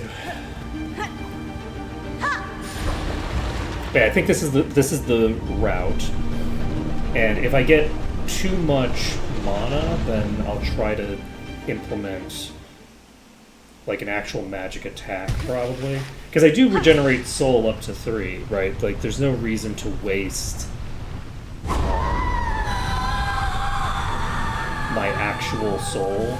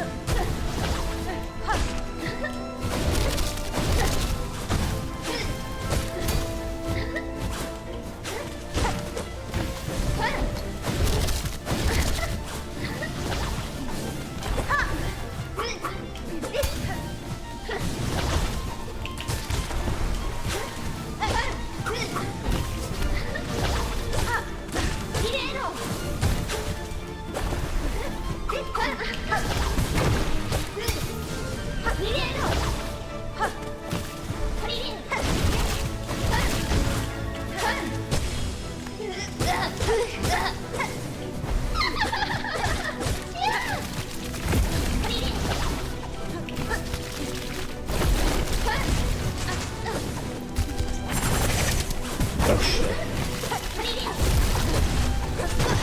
Oh, that was...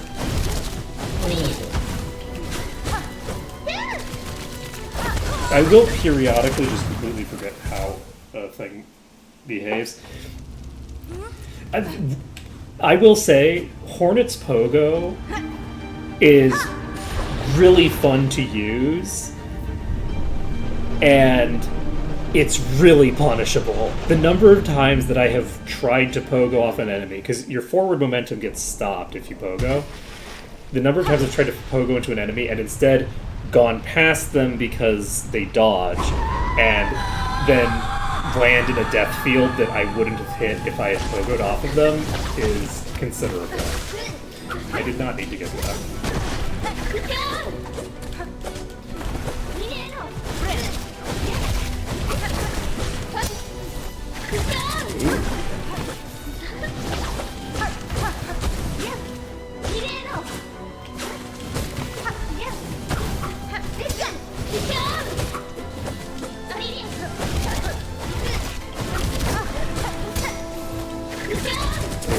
I am responding to every attack incorrectly here.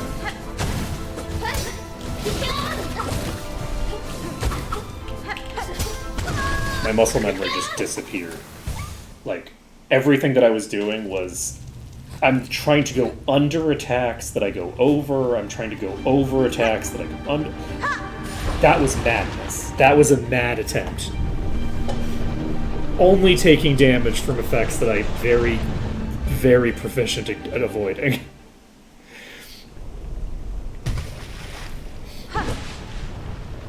That is the max throw attempt.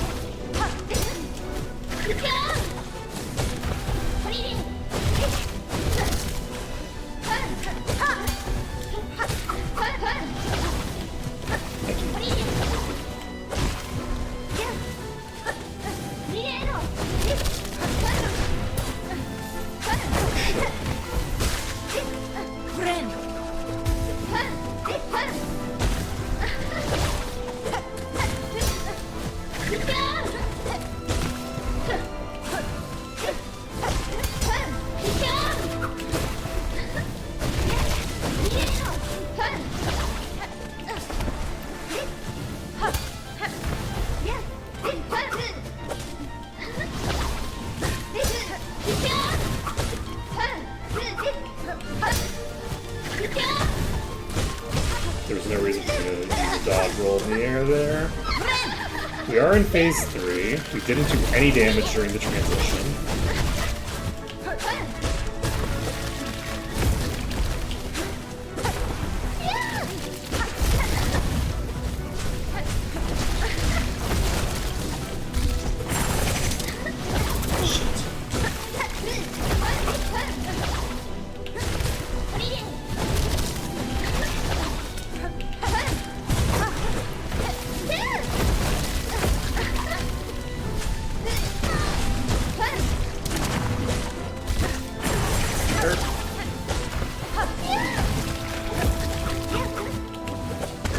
It is very funny how, in hectic shit like this, I like can relive the memories of playing like Smash Brothers as like a teenager and losing track of where my character went.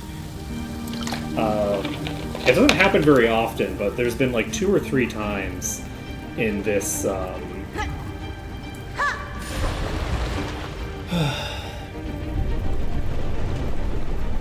In this series of attempts.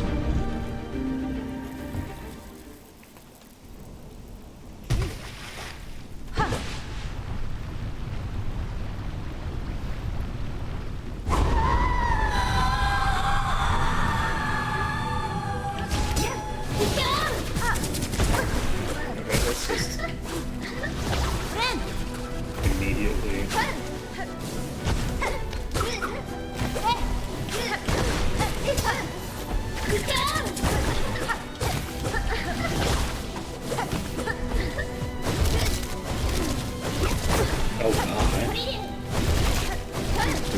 terrible job in this case.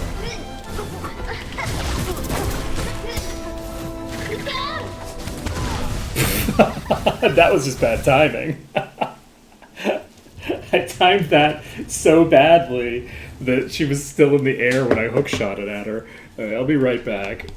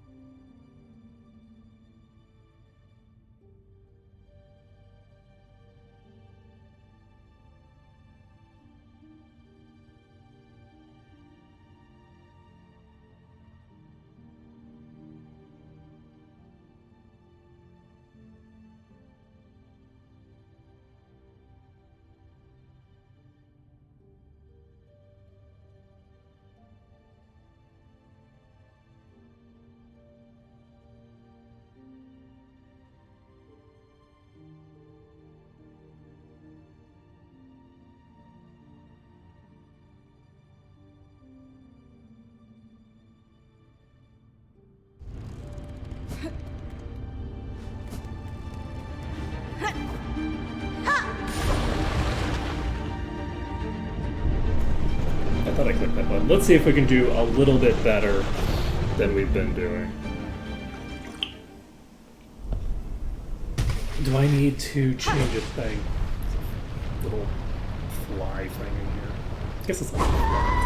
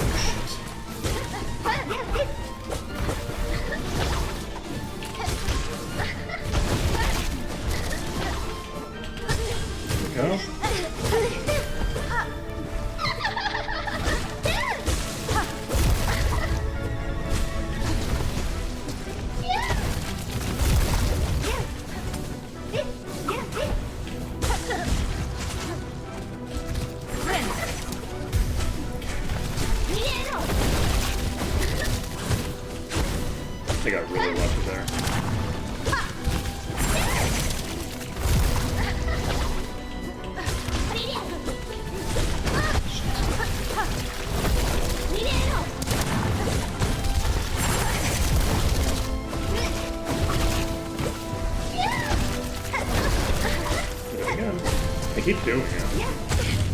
Okay, phase 3. We have 2 hits in us, which is not great.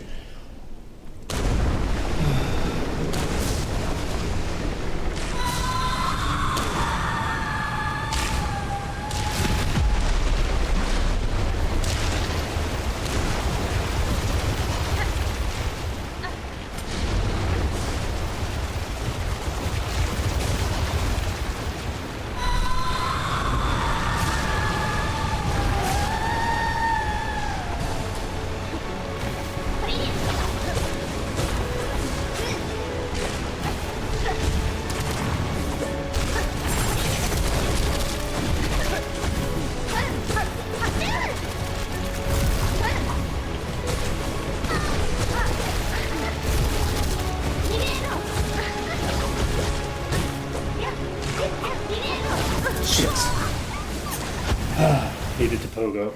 If I had pogoed there, we would have been fine.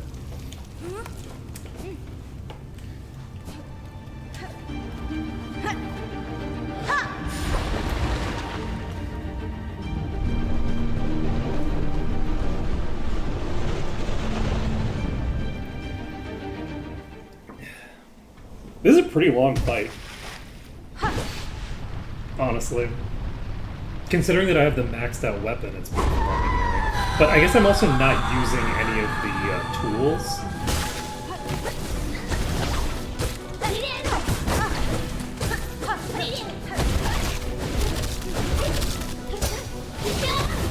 Which could fill a huge amount of, like, dead air where I'm not dealing damage.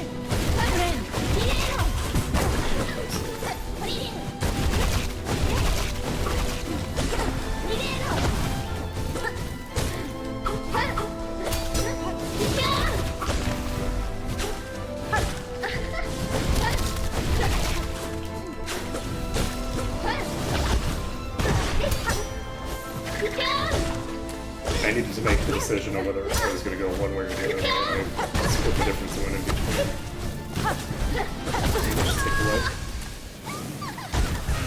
We want to get into phase 3 with a decent amount of HP.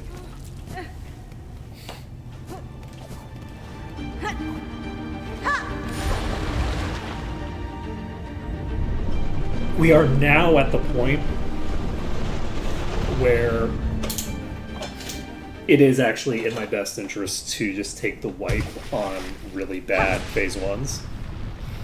We'll get through phase 1 very quickly. I don't have the ability to, like, skip cut. I don't want to skip.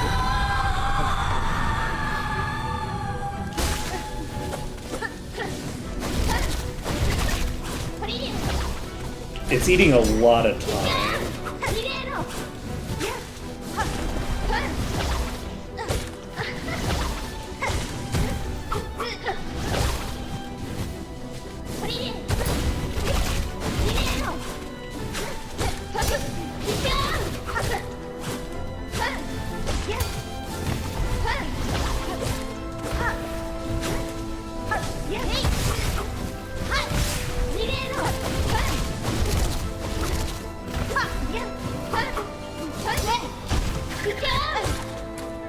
I was honestly expecting to trigger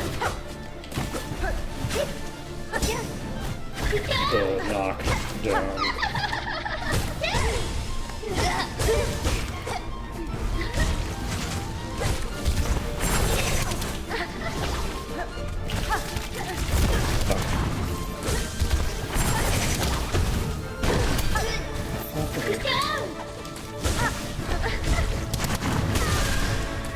Oh, that was like 2 frames late. If I had done that correctly, how I had intended to do, I would have been in between the 2 of them. But I waited.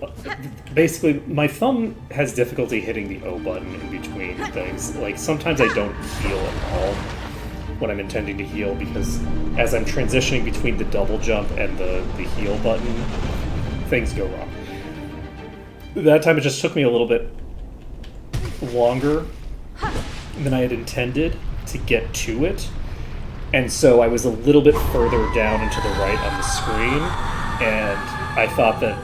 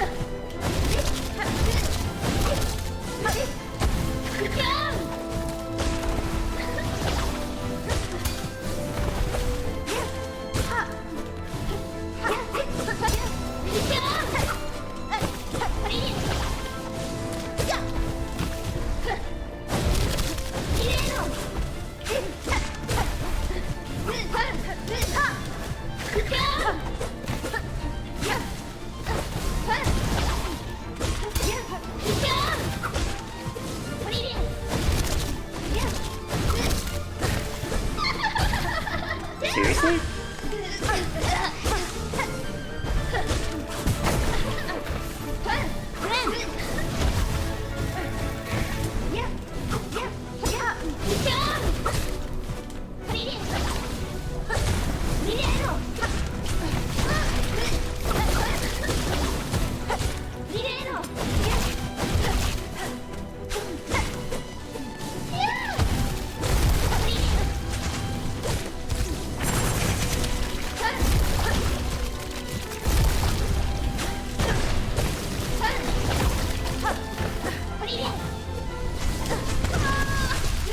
That was very silly of me.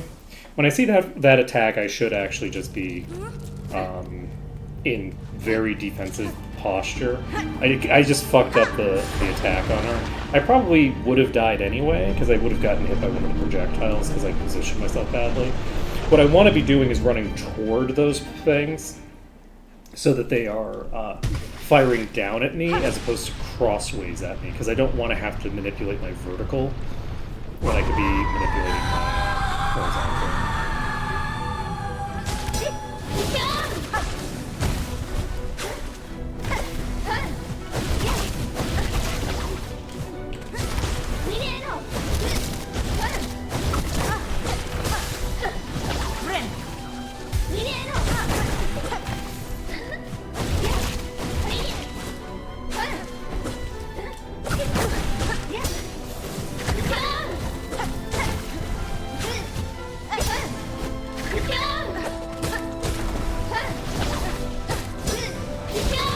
There's a weird sort of like reverse parry that happens with that attack, where if I get hit by it, I feel like I'm getting like sucked into the middle of its hitbox. So like in a situation where I feel like I should be pogoing off of her, basically I should be like parrying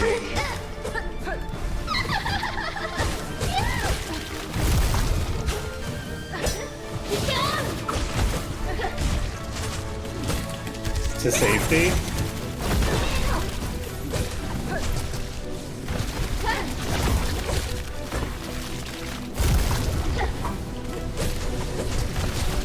Shit. You know, I wonder if there's a thing that protects your mana from the void.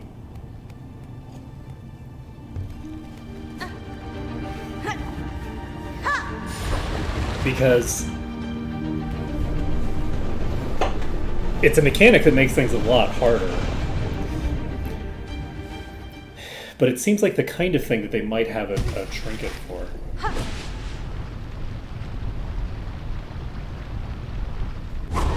I would have definitely killed this boss by now if she wasn't monitoring me.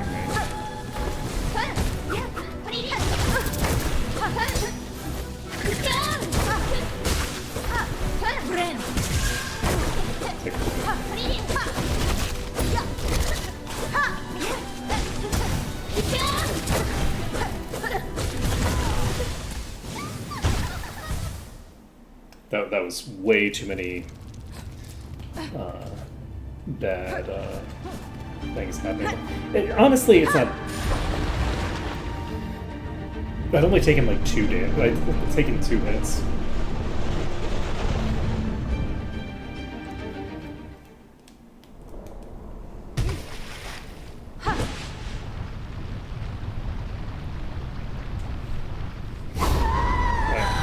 So I need to remember that I should be opening with L2.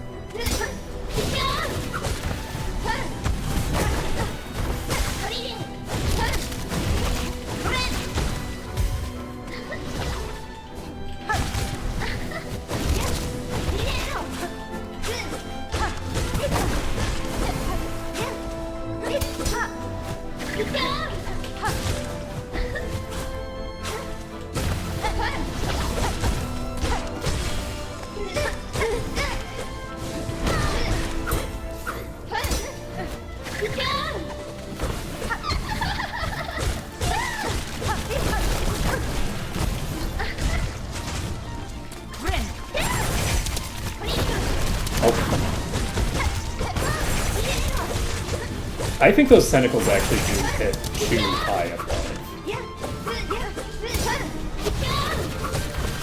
Like, as a ground hazard, sometimes they're hitting so high up.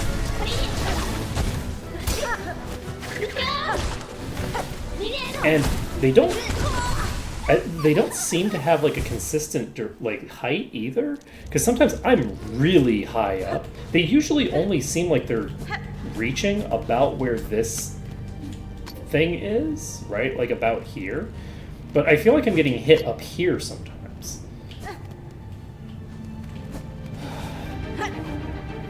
And part of that might just be that like I'm inattentive and not seeing like the specific look at, because there's so much going on screen that I can't be looking everywhere on screen at once, right? I cannot be looking at my character. I have to keep my character in the outside of the center of my vision because I'm having to lock into a specific point that I'm trying to get to.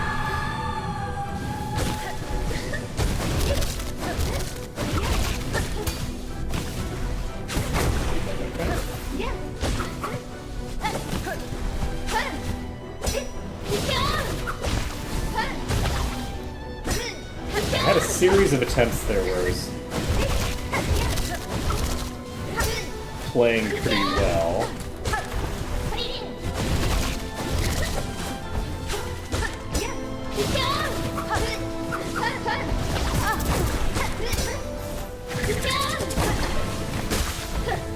We'll just get this quick there.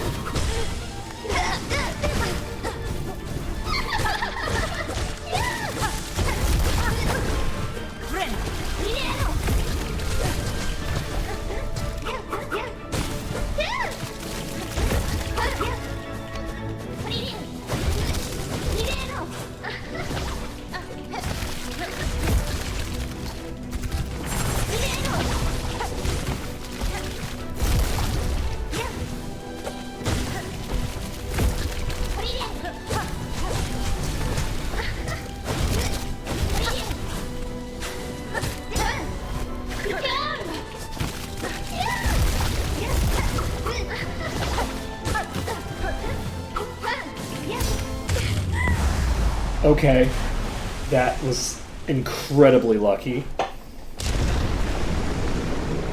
Because I pinned into the parry. So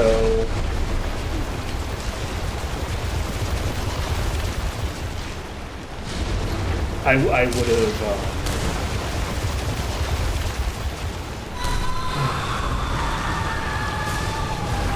I would have died there if, or not died, I would have gotten hit there.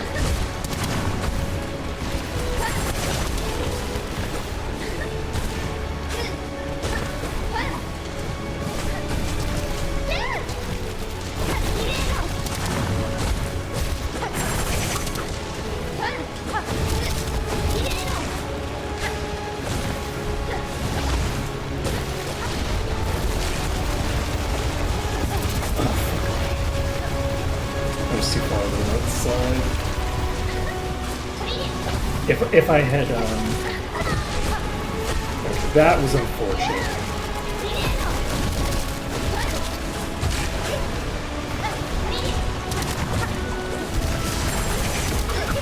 Shit.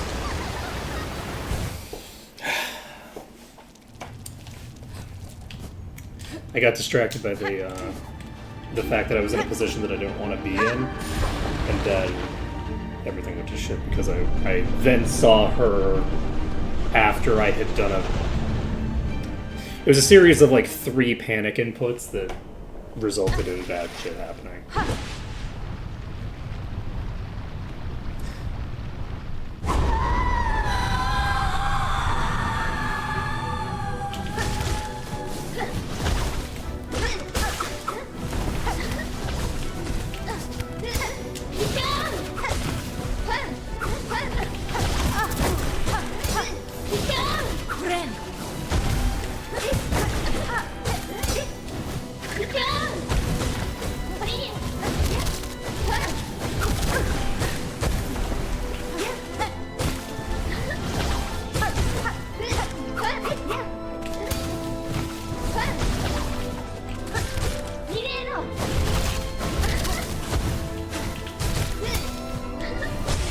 Okay.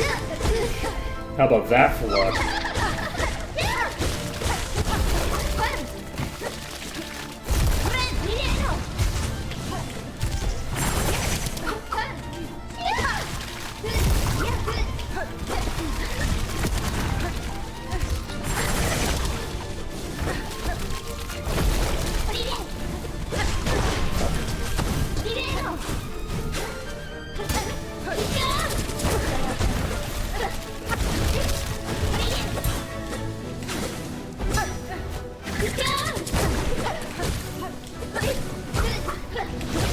I keep getting put on the back foot by a thing that I barely get out of, that I'm not expecting to, because I parry my way out of it, basically.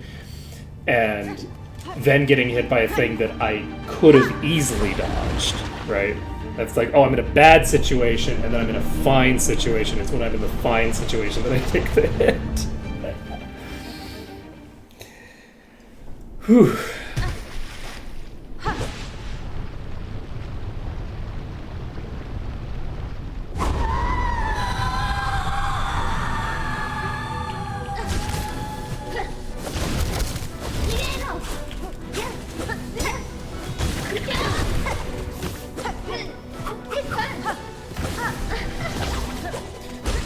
It would be nice to have, like, a clean phase one at some point.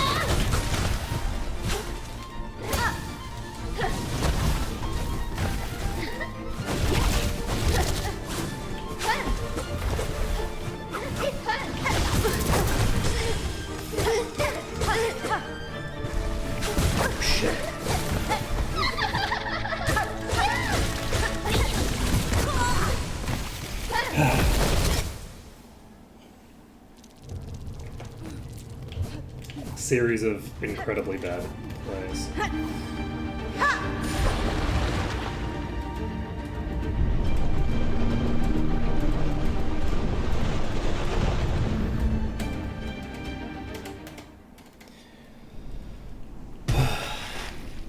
The really sad thing is that I was actually intending to like look at Aethermancer and see how many people are playing it today, and potentially just join up with it, because I know it's like it's a small like indie team.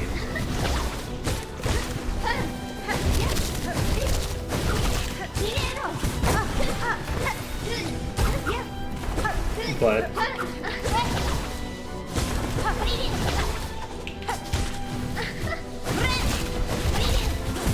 sadly, well,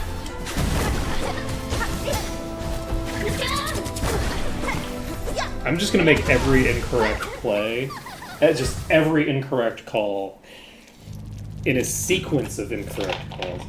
But if I could stop screwing up for a while, it would be nice to be able to jump into that, because I don't know. I think that it would be fun to get in at the ground level.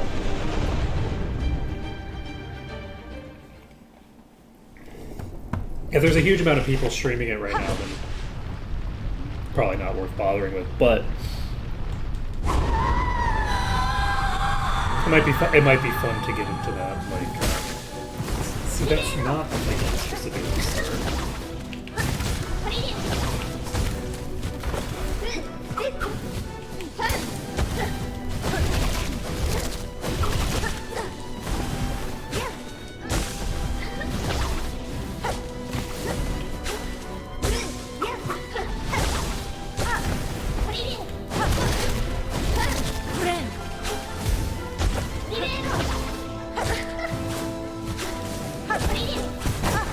Oh,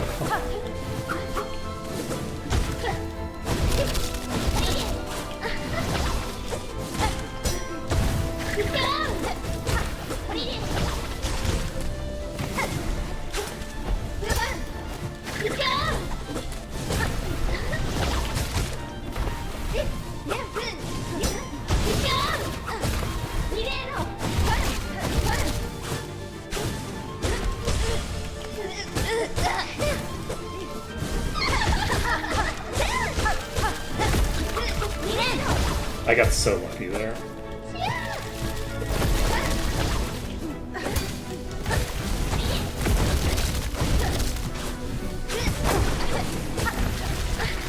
That was just really bad play.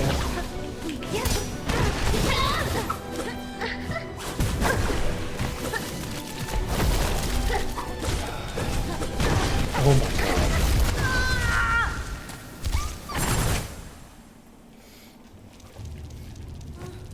I don't know.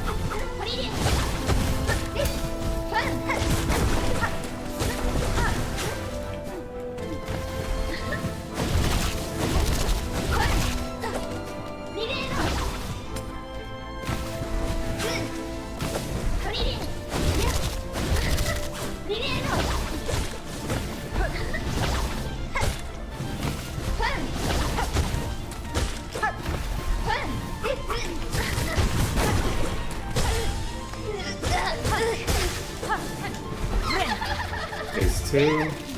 Terrible transition. That's the way me.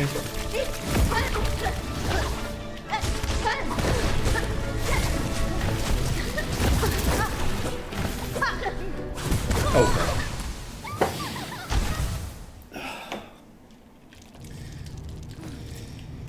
Unfortunately, I think I'm getting worse. We were getting better for a while, and I think I'm actually getting substantially worse.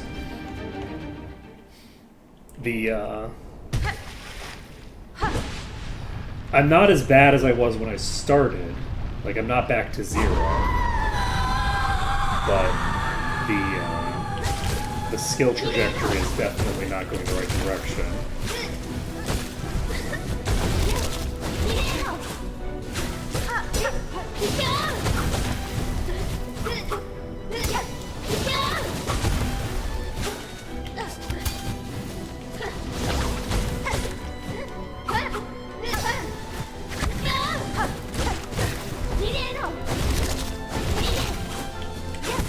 I don't know why I thought I could do that. Oh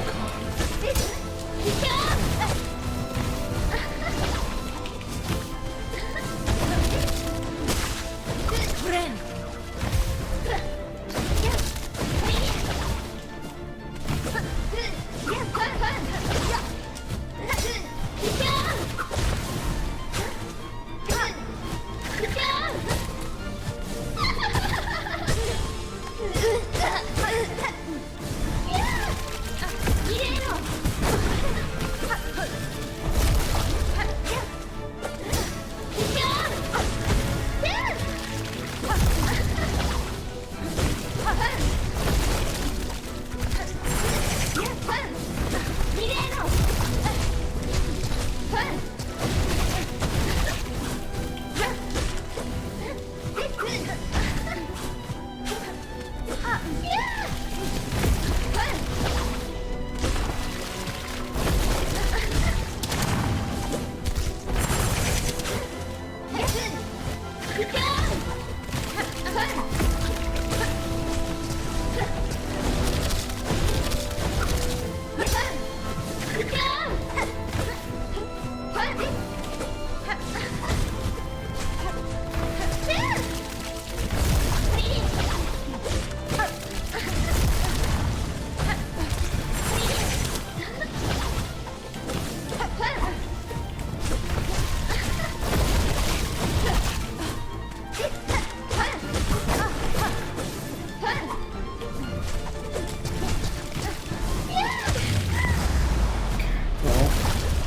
terrible transition, but that's okay.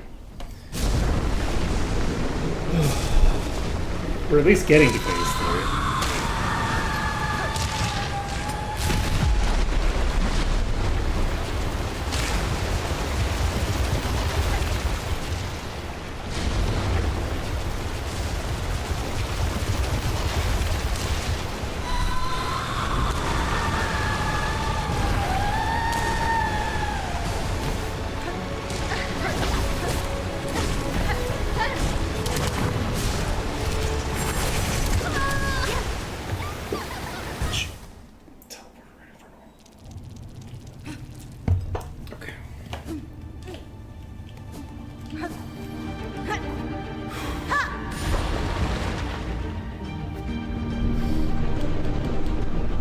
Okay.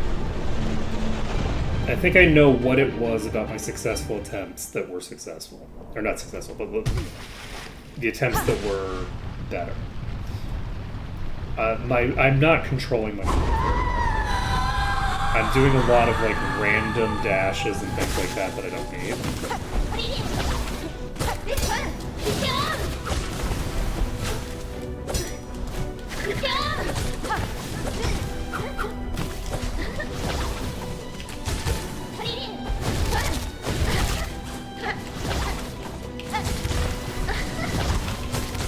And what I want to be doing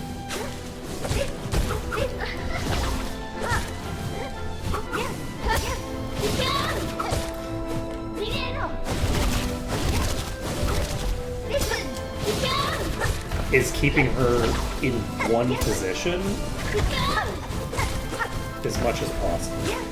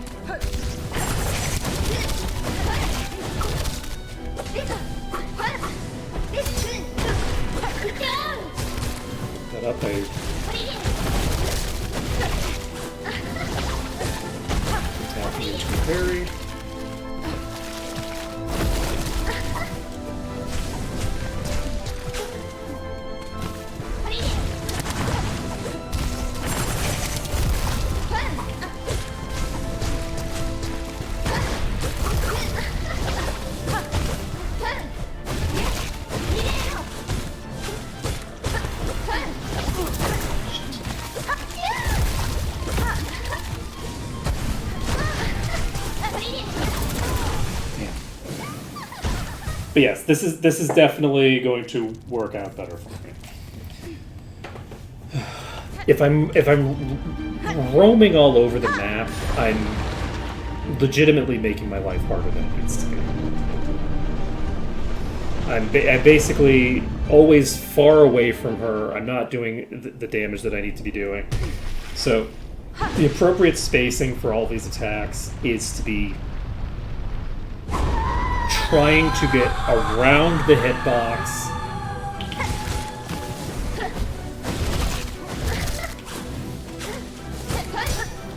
and then immediately launch a counterattack.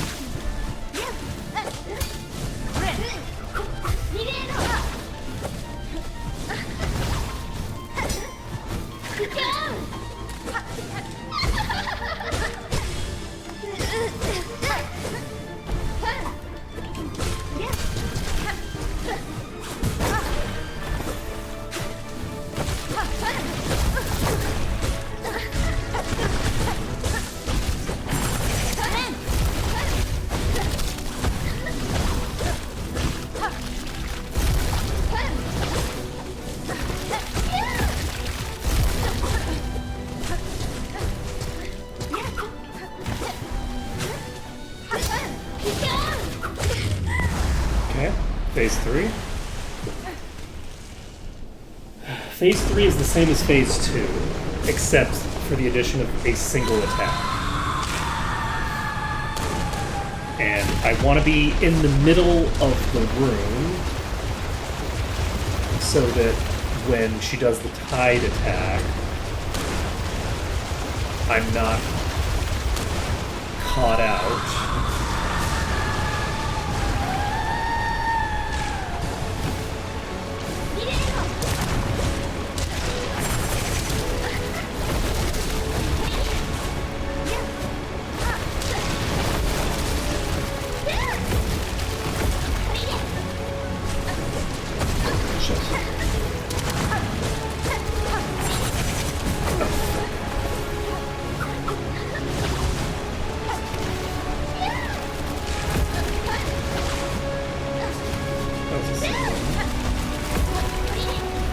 It's not great when she's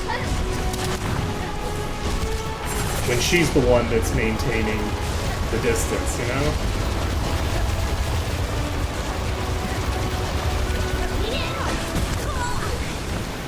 And anytime she transitions straight away into that, I tend to get hit. If she transitions into that, I'm gonna be in trouble. Yeah, phase 3 is probably going to be a lot slower. It could be faster if she plays nice, but if she's not playing nice, she just has the ability to space me out so badly. Like, she can be in all sorts of random positions when she uses almost any of these attacks. Like, it's a very bizarre...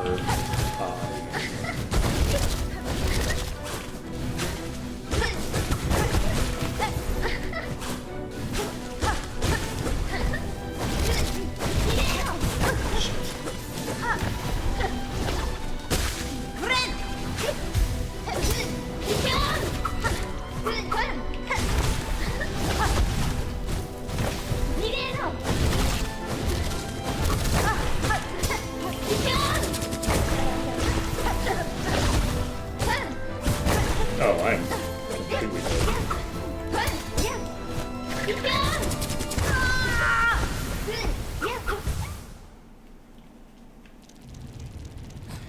But I will say one type of attack that I'm not a huge fan of, conceptually, is the multi-hit attacks that vacuum you to a specific location. Sometimes those have interactions that I think are pretty clunky. Sometimes those interact in a way where I'm like, I don't think that hit, actually. Right? Where I'll pogo off of a thing, like I'll pogo off of her, and then get sucked into the attack anyway. And it's like, I don't think you deserved that, actually. Oh my god.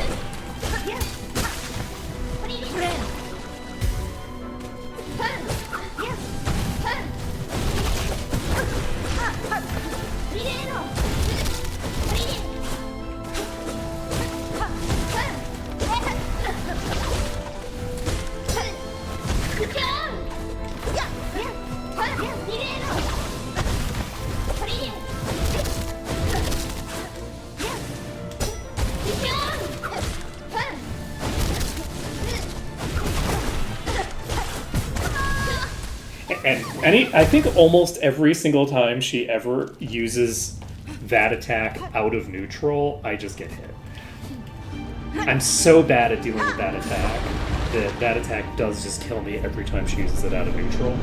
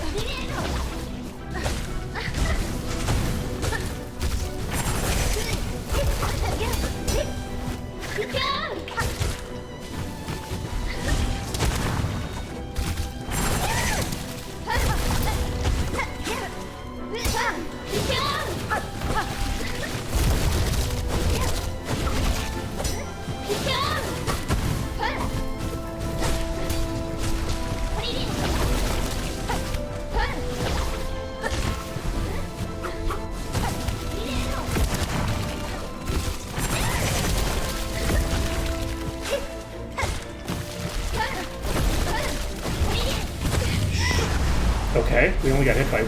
No, we got hit by both fate cycles of that, even though she was dead after the first cycle.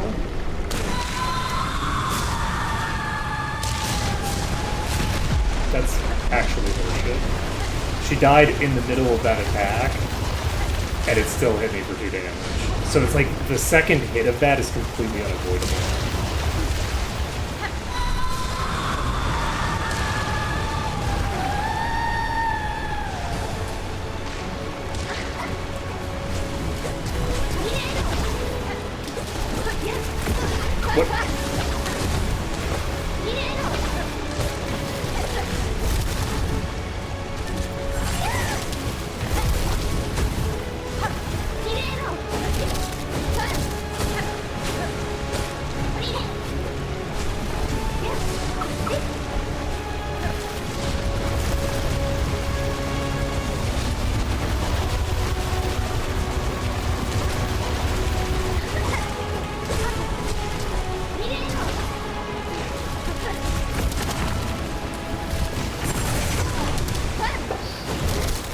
That was embarrassing. That was embarrassing. There's no reason to get hit there.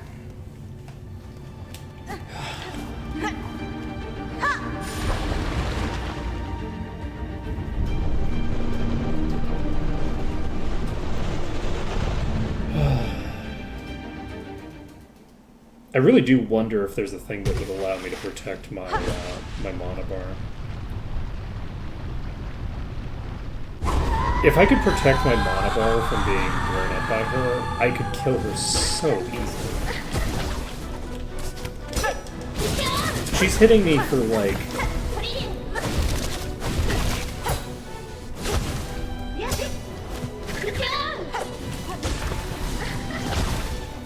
multiple bars.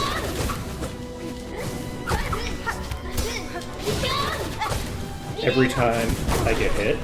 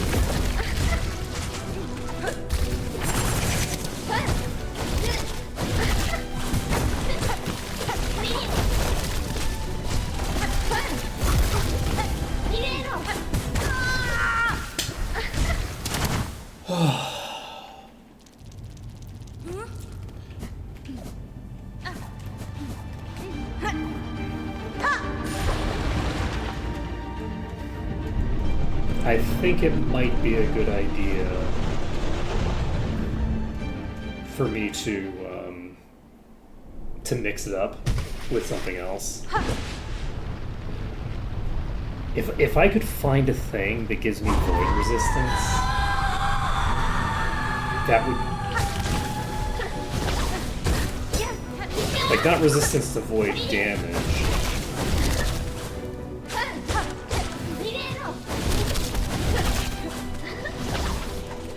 but resistance to the mana burn element of it.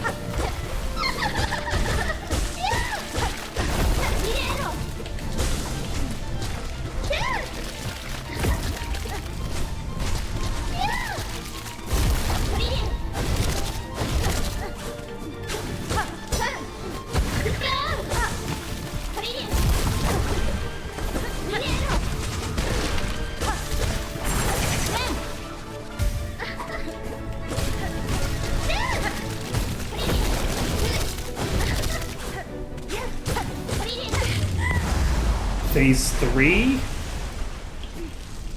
and I have my Silcat active. Okay.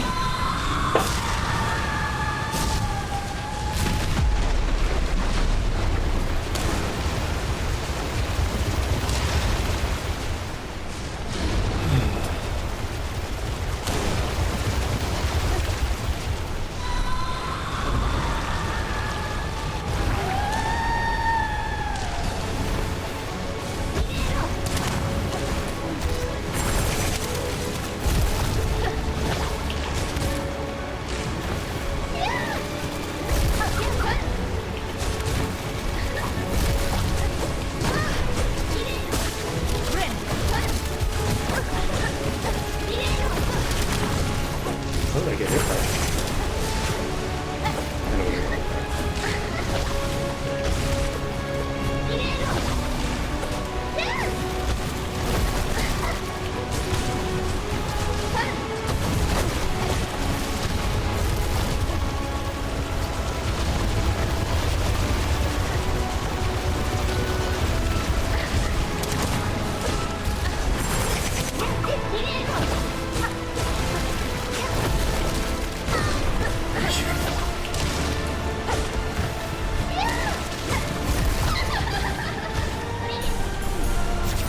Phase 4.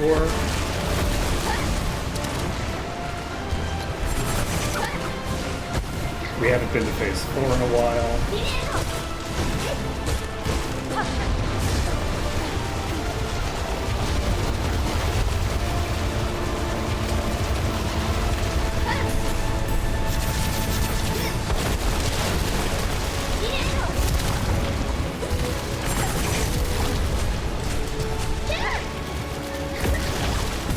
No! I was sure I was above that. I just didn't hold the button down long enough. I did too short a hop.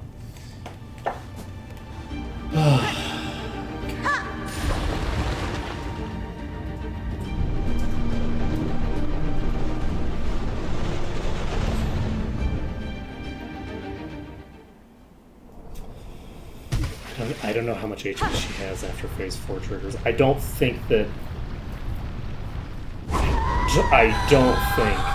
her HP is gonna be almost gone when we get to phase 4.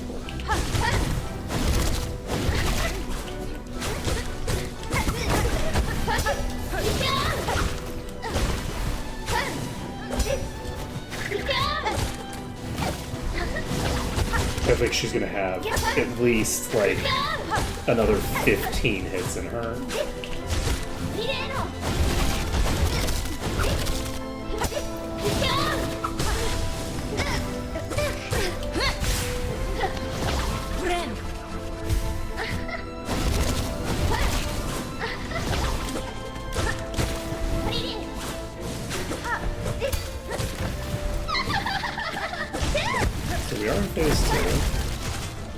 Just gonna dodge this.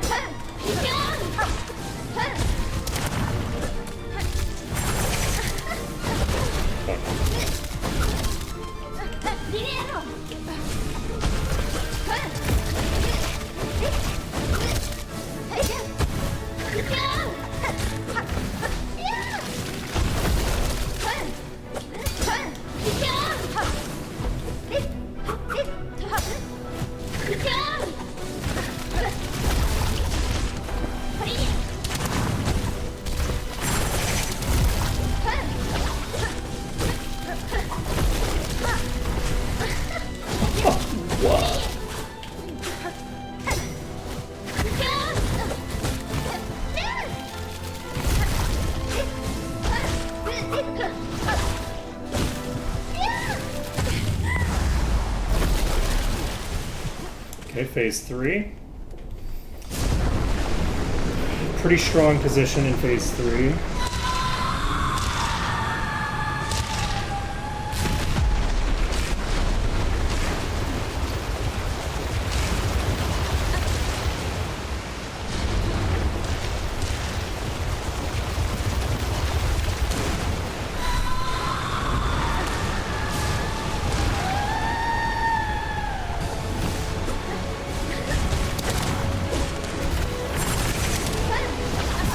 Shit.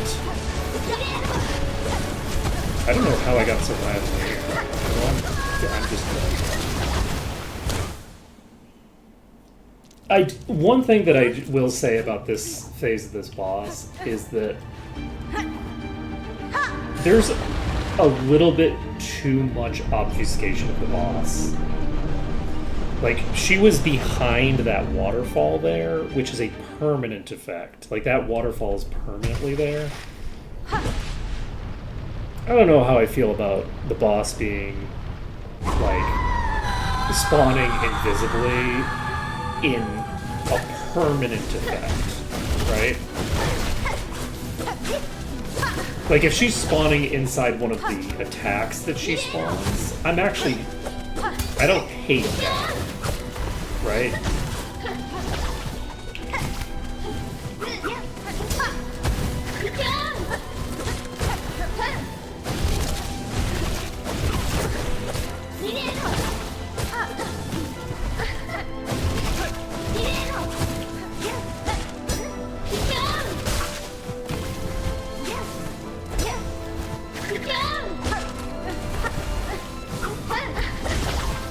And you can certainly rightfully argue that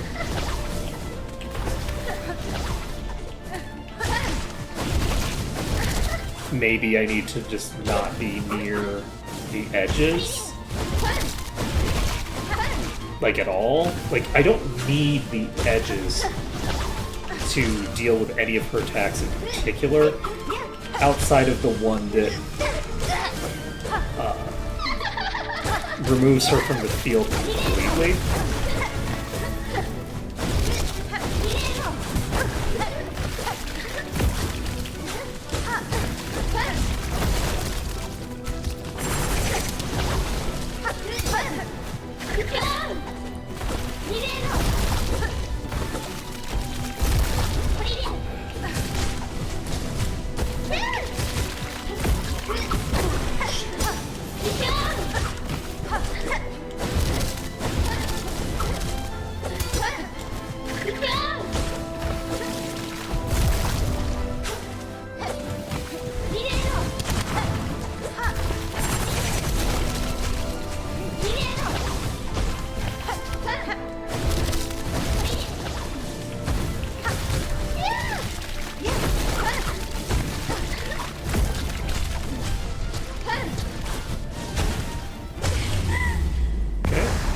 We made it to phase 3 again. Almost certainly we're not going to win on this.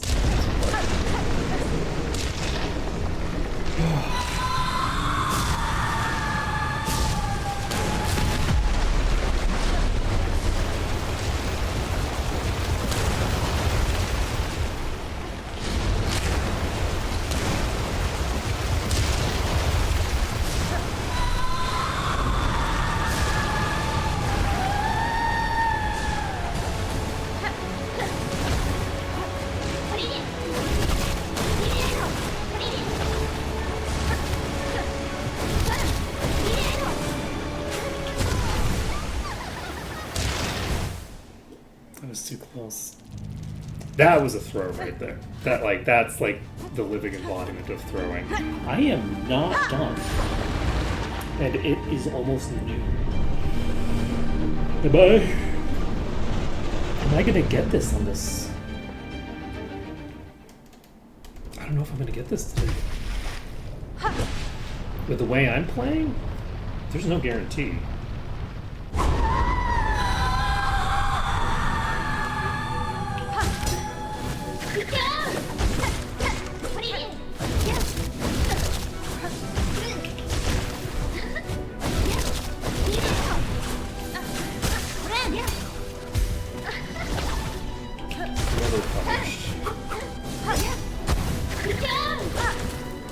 Surely a sign of things to come. If by a sign of things to come, I mean me playing badly.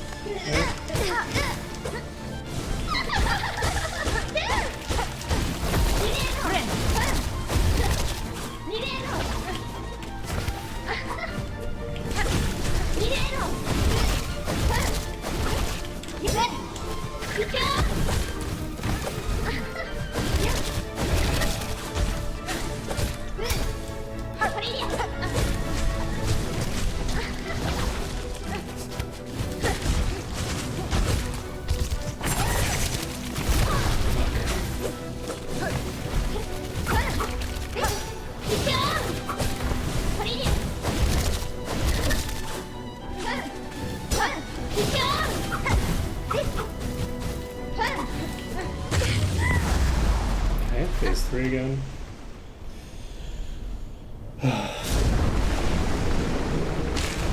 If she is kind enough to me in phase 3 to give me a situation where it can be really aggressive, we might be in a really good position here. Unfortunately, unlike phase 2, phase 3 doesn't just give me a bunch of free damage at the start.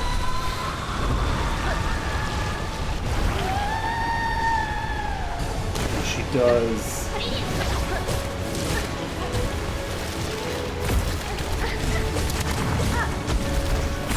Oh no.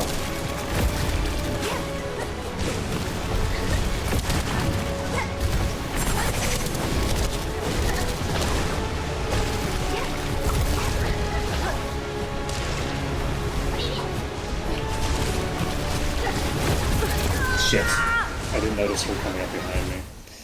I was too busy dodging the other projectiles. If I had seen her coming up behind me, I could have gotten out of that in a number of ways. I was too busy paying attention to the other projectiles' trajectories.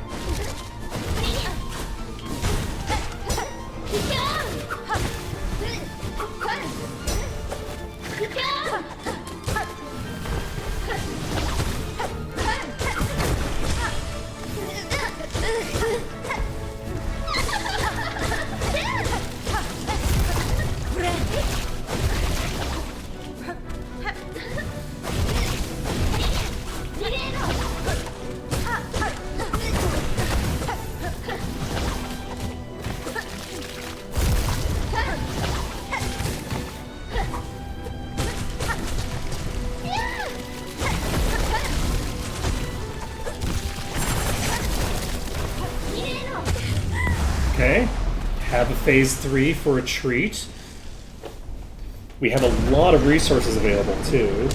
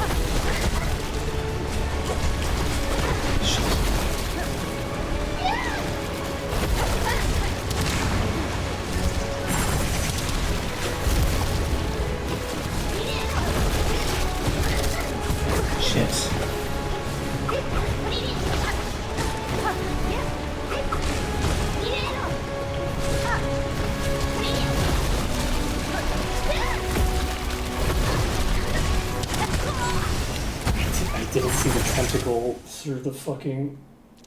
Oh, the... This fight has, like, the foregrounding of things, even when it doesn't make sense. Like, that doesn't make sense for that to be in the foreground and covering the tentacles on the ground. Because they should be in the same plane.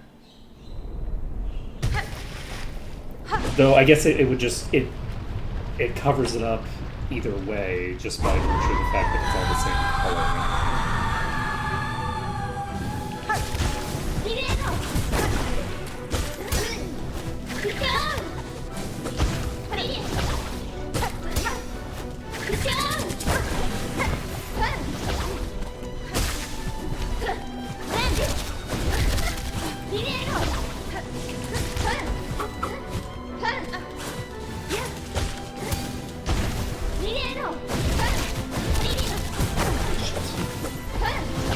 I was trying to go over.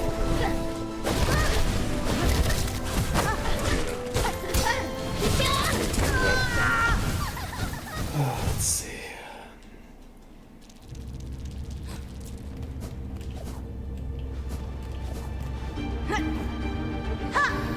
It turns out that we did need an attempt counter. I should have set one up. I haven't struggled this much with a boss in this entire game.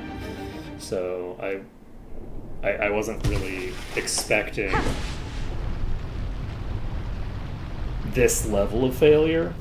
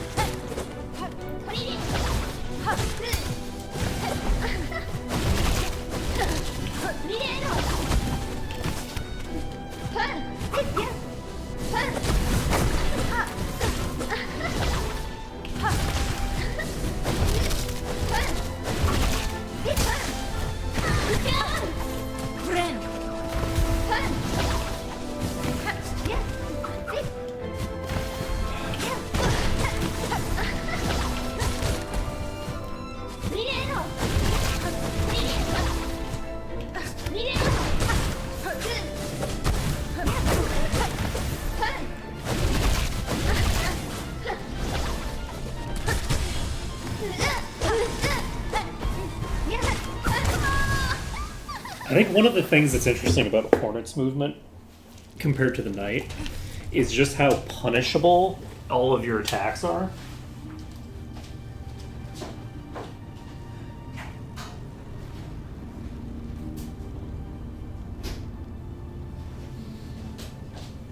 So like the hook shot is a really good ability. If you miss by a millimeter,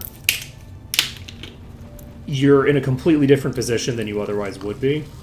So instead of being a little bit above the enemy because you get a free pogo off the enemy, you are instead directly in front of the enemy in its hitbox from being very, very far away from the enemy, right?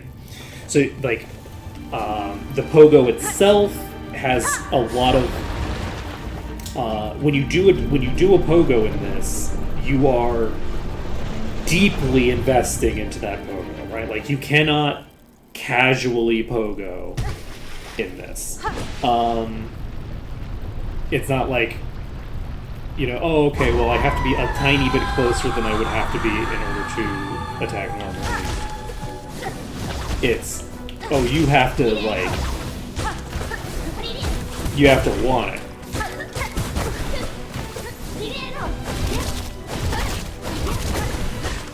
You did, in fact, stop doing the thing that I didn't want you to do, but then I found out that it actually would have hurt you to do that thing.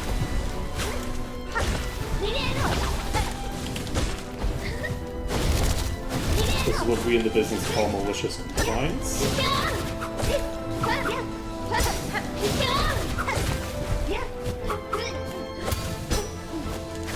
What a great idea. Malicious compliance is very funny.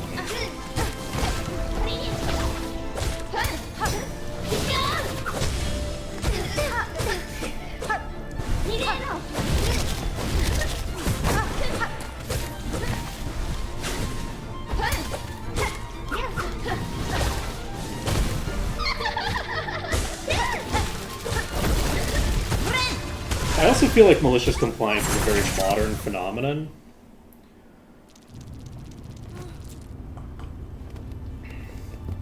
To a large degree. Like, our lives are governed by so much bureaucratic nonsense that, like,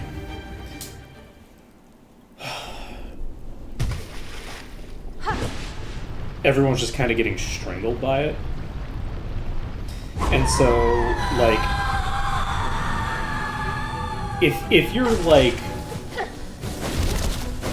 like screw being a peasant, if you're like a merchant or like a minor noble or anyone else, and your suzerain lord tells you to do a thing, and you go, this is a bad idea, but I'll do it anyway because you told me to do it, and then it's all going to go to shit.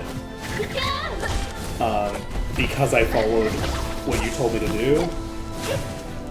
Like, your ass is going to get executed, right? Like, you can't be kind of like...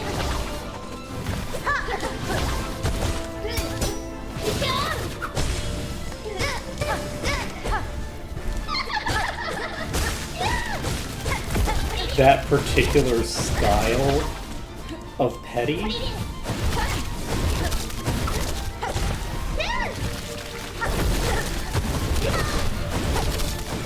Outside of a, like, heavily bureaucratic system where you have a degree of insulation, or the opposite, where it's like you are fully... It is fully arbitrary whether you're going to get punished or not. There is no, like, governing rules to what's happening. So it's like very specific types of like petty tyranny or petty bureaucracy that leads to that.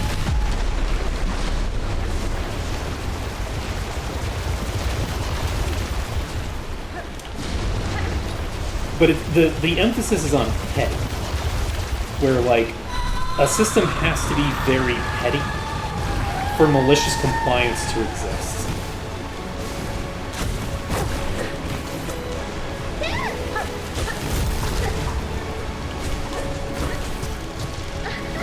That's not completely true. You can do malicious compliance, technically. Like, you can technically do malicious compliance even in situations where you have no reason to. Like, you can do it. Like, someone just, telling you offhandedly to do something a certain way because they don't know that there's they have information, there's an information gap, or they're just not making the correct decision, and rather than correct them, you just watch it burn, right? You can do that. You're just not incentivized to do that outside of very specific types of systems.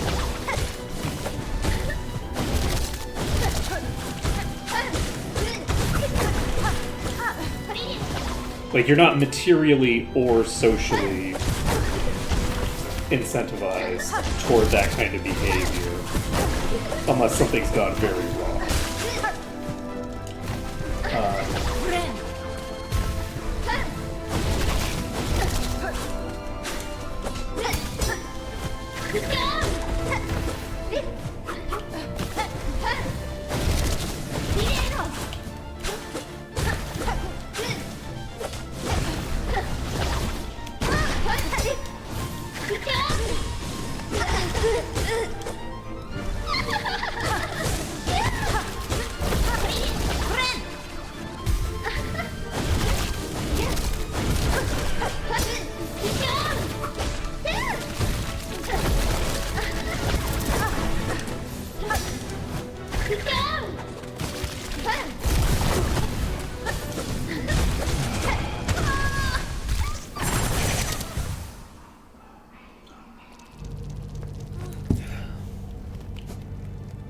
I don't know that we're getting through phase 3 though.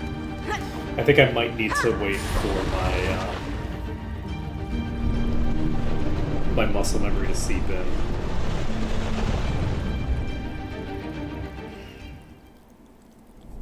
I think we do.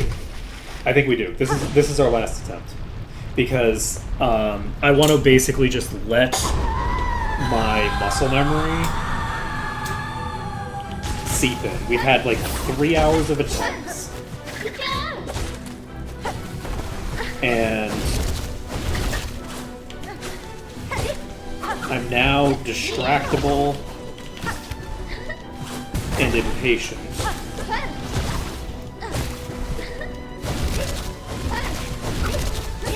In a way that's not super useful to me.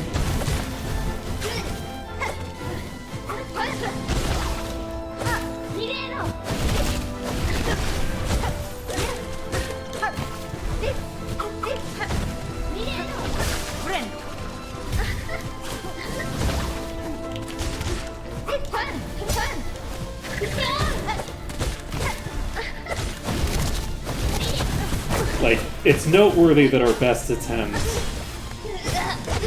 was maybe like 3 or 4 attempts ago, and before that, our best attempt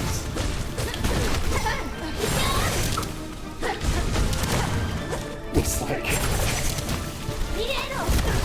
our 4th or 5th, not a 4th, but like within the first 20 attempts today.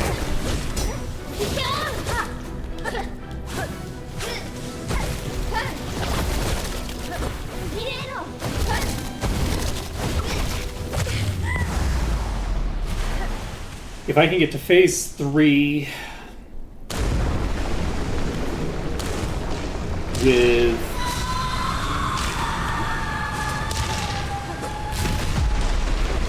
some degree of consistency today,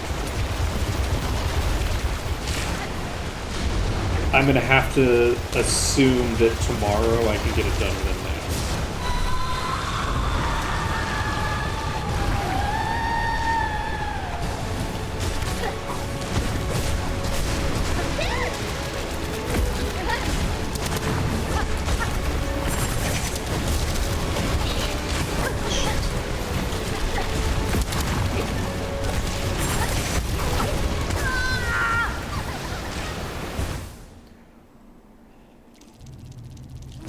Okay, that's the last attempt for today. We're taking a break, and I think we're actually going to maybe open up Ethermancer. Let's take a look. We'll see how many people are currently doing that one. But yeah, the reason that I'm taking a break is because, like, one thing that frustration has going for it in terms of like the utility of it as a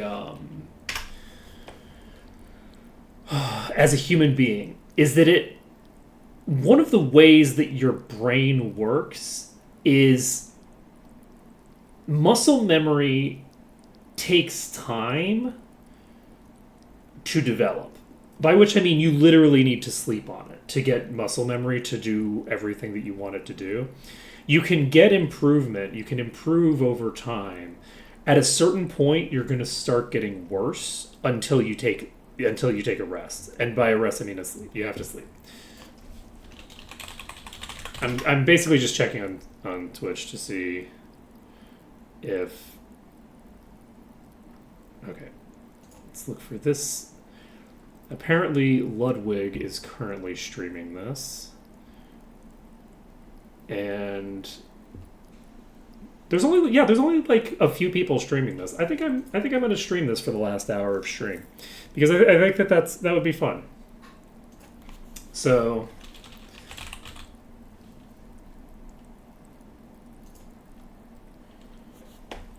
we will pick this up. I will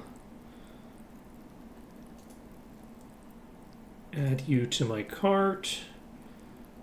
We will continue to payment and all that jazz. And you know what I might do? I think I'm going to take a maybe 10-minute break.